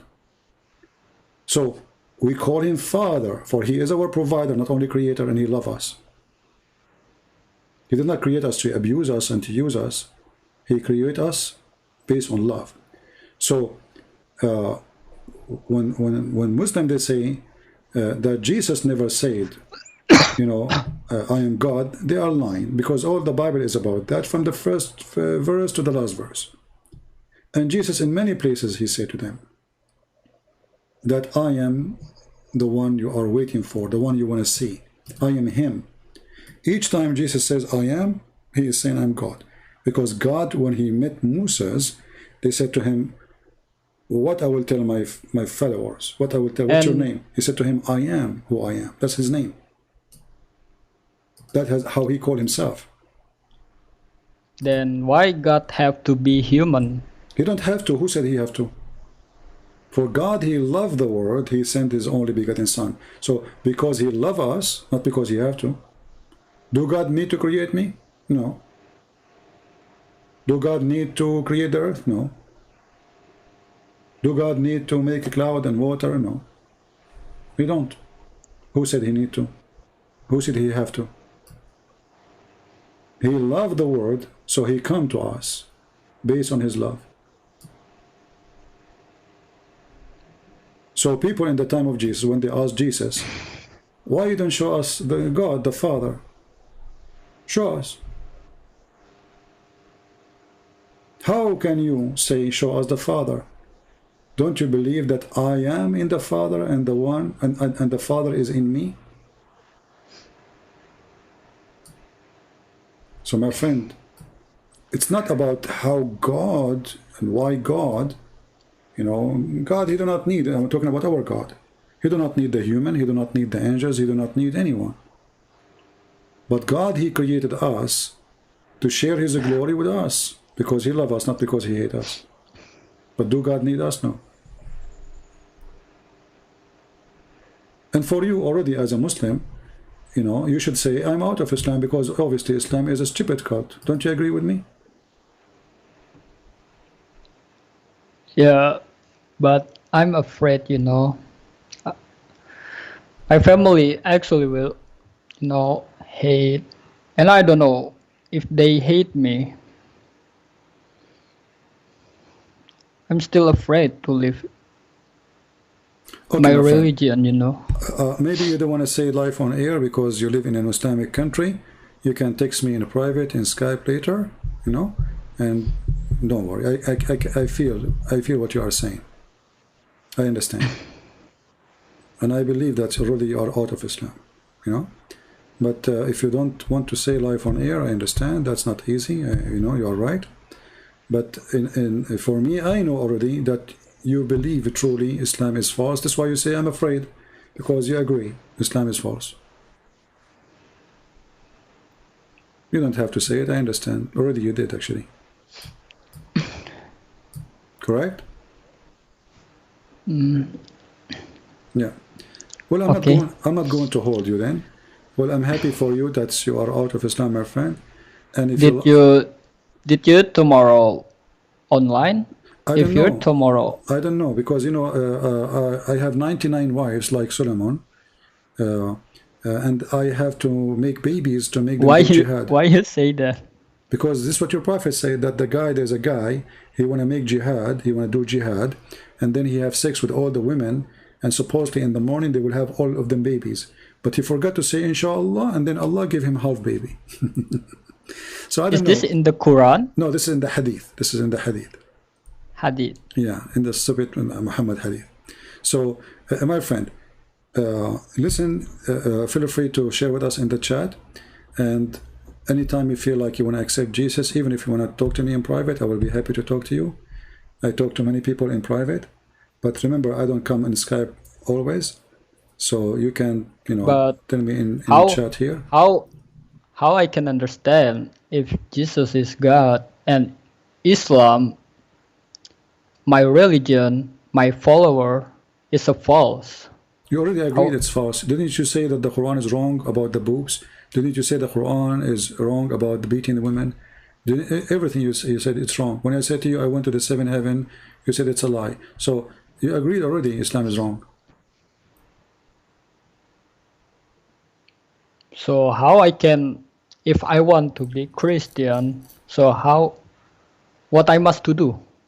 Should I? You do not need to do anything. Pray or go to church in Indonesian? First, you denounce Islam, the devil. You denounce the devil, that you will not follow him. You will not follow any pagan cult like Islam, and you accept Jesus Christ as your Savior and as your Lord, and you pray to him. Speak to him from your heart. There is no need to do certain rituals. There is no, and when you are ready, read the Bible. When you are ready, you can go to any church, and you can do it without telling people, you know, just between you and the minister in that church, and get baptized. And that's it. I should hide this, or huh? I should tell this to my parents, my family. You know, it's up to you. This is your business, what you do. But you accept Jesus in your heart. You pray to Jesus. You reject Islam. You reject the devil. You reject evil, and you follow Christ, and He is your Lord. And you read the Bible, and when you are ready, you can go to church, and they can teach you more. And when you are ready, you get baptism. Baptism is you starting your life with the Holy Spirit, so the Holy Spirit will bless your life.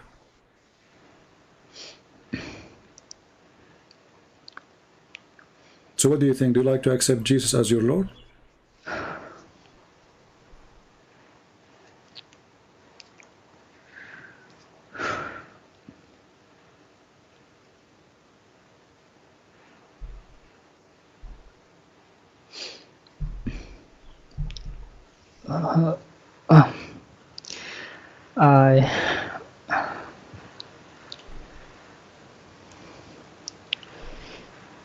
Yes.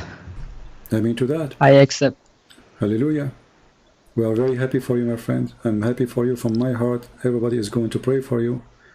And, you know, if you can tell me, or maybe you don't want to share anything, but you need to find a church, people who believe in the Father, the Son, the Holy Spirit, you know, one God. We are people who believe in one God, not in three gods. We don't believe in many gods, we believe in one God. So you need to find a church who believe in the Trinity, believe in salvation, so they can be taught the Bible and you can be baptized. And from now yeah, go ahead. Can I ask you something? Sure. What's salvation in the Christianity? What a guarantee to go to heaven? like go to heaven. Well, Jesus said, whoever believe in me and I will live. Whoever believe in me and I will live. So salvation is not only guarantee, it's confirmed. And actually already Jesus, he took with him to heaven those who accepted him. As an example, the one who was next to him in the cross, he said to him, today you will be with me in heaven. So salvation in Christianity is not maybe, it is for sure. Whoever believe in me, even though we are sinners, salvation actually is for the sinners, not for the good ones. I mean, the good ones, they are saved, but there's no good ones anyway. God, he sent his only begotten Son because we need salvation, not because we are saved, because we are sinners. So salvation is not a question of yes or no in Christianity. If you are a believer and you are following Jesus from your heart and you try your best to fight your sin. See, now you became a Christian doesn't mean you became a holy man. No, you are not. Still you are a sinner, and you might do even sin. But a Christian person is someone who fight his sin and he try his best to stay away from it. So when you do sin is like, you got a flu and you fight the flu, not you enjoy the flu. You got a virus, but you fight the virus, not you enjoy the virus. So as long you are following Christ and you are fighting your own sin, it's a process. It's a life process. You are with the Christ. But did Jesus is a true God? Is he still love me or not? Because I just say to you that the Bible says, for God he loved I follow the wrong path. God he loved the world, God he loved the world, not only you and me, all of us. So he sent Jesus to save us. So for he loved the world, he sent his only begotten Son. So you are loved. Actually Jesus said, I came for the sick, not for the healthy. So you feel sick, Jesus came to you, especially for you. Because you are sick and we are sick, we are full of sin, we speak good, we do bad. All of us. We say things, we do the opposite. We claim decencies, but somewhere here or there, we do something not right. So Jesus, he knew that we are sick. And don't think that because you are sick or I am sick or he or she, that make you rejected by him. This is why he is here. He is here to save the sick, to heal you, not to judge you. And because you accept him as your Savior now, so now you have the hope that you are going to be saved by him. So you have to continue your life process following Jesus.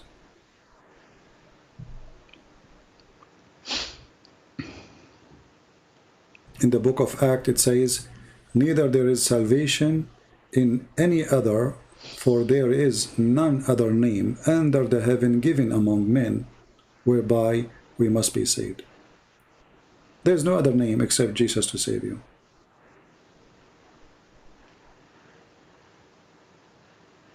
I accept Jesus. I mean to that, my friend. So we confirm, and I confirm to you. I mean to that.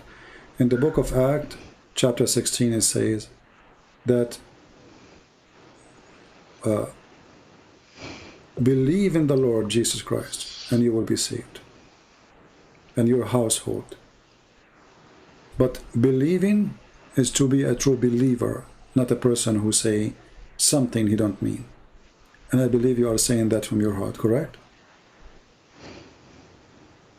Yes. I'm into that. Do you want to say anything to people from Indonesia from your heart before we go?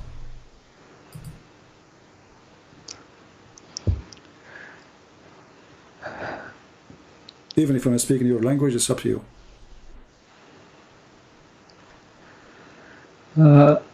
Makasih semuanya yang udah doain. Ya, semoga bisa benar-benar jadi pengikut Yesus yang benar, yang baik. Yeah. All right, my friend. I don't know what you said, But I pray that the Lord, He accept your words, and I pray that the Lord, He wash your heart, and the Lord, He will give you a new life with Him. And today, my friend, you are born again with Jesus. You have a new life, and your name is written in heaven. You are no more a follower of the pagan Muhammad. You are no more a follower of the lies of this man. You are no more worshipper of sex, of addiction. You are free. For Jesus, He set you free. The Lord, He said, I am the truth. And He ordered us to find the truth, to search for it. And when we find the truth, we find Jesus. And Jesus, when He find us, after we find Him, we are free with Him. So I'm so happy for you. You will feel different. You will live different. Life and God is not about doing a ritual. God is about being a godly person. Jesus said, it's not what go in your mouth make you clean or dirty, but what come out from your mouth. So my friend, let your mouth be the mouth for the Lord, and let us praise Him for having you to us today, calling us. And I'm grateful for the person who reminded me actually to call you back, so we can have your message delivered and your salvation today. And we pray to the Lord to send more like you and to make you a fisherman, so you can bring more Indonesian to Christ too, not only you became saved. Thank you, my friend. Thank you, CP. Take care. Thank you. God bless. Bye-bye. Take care.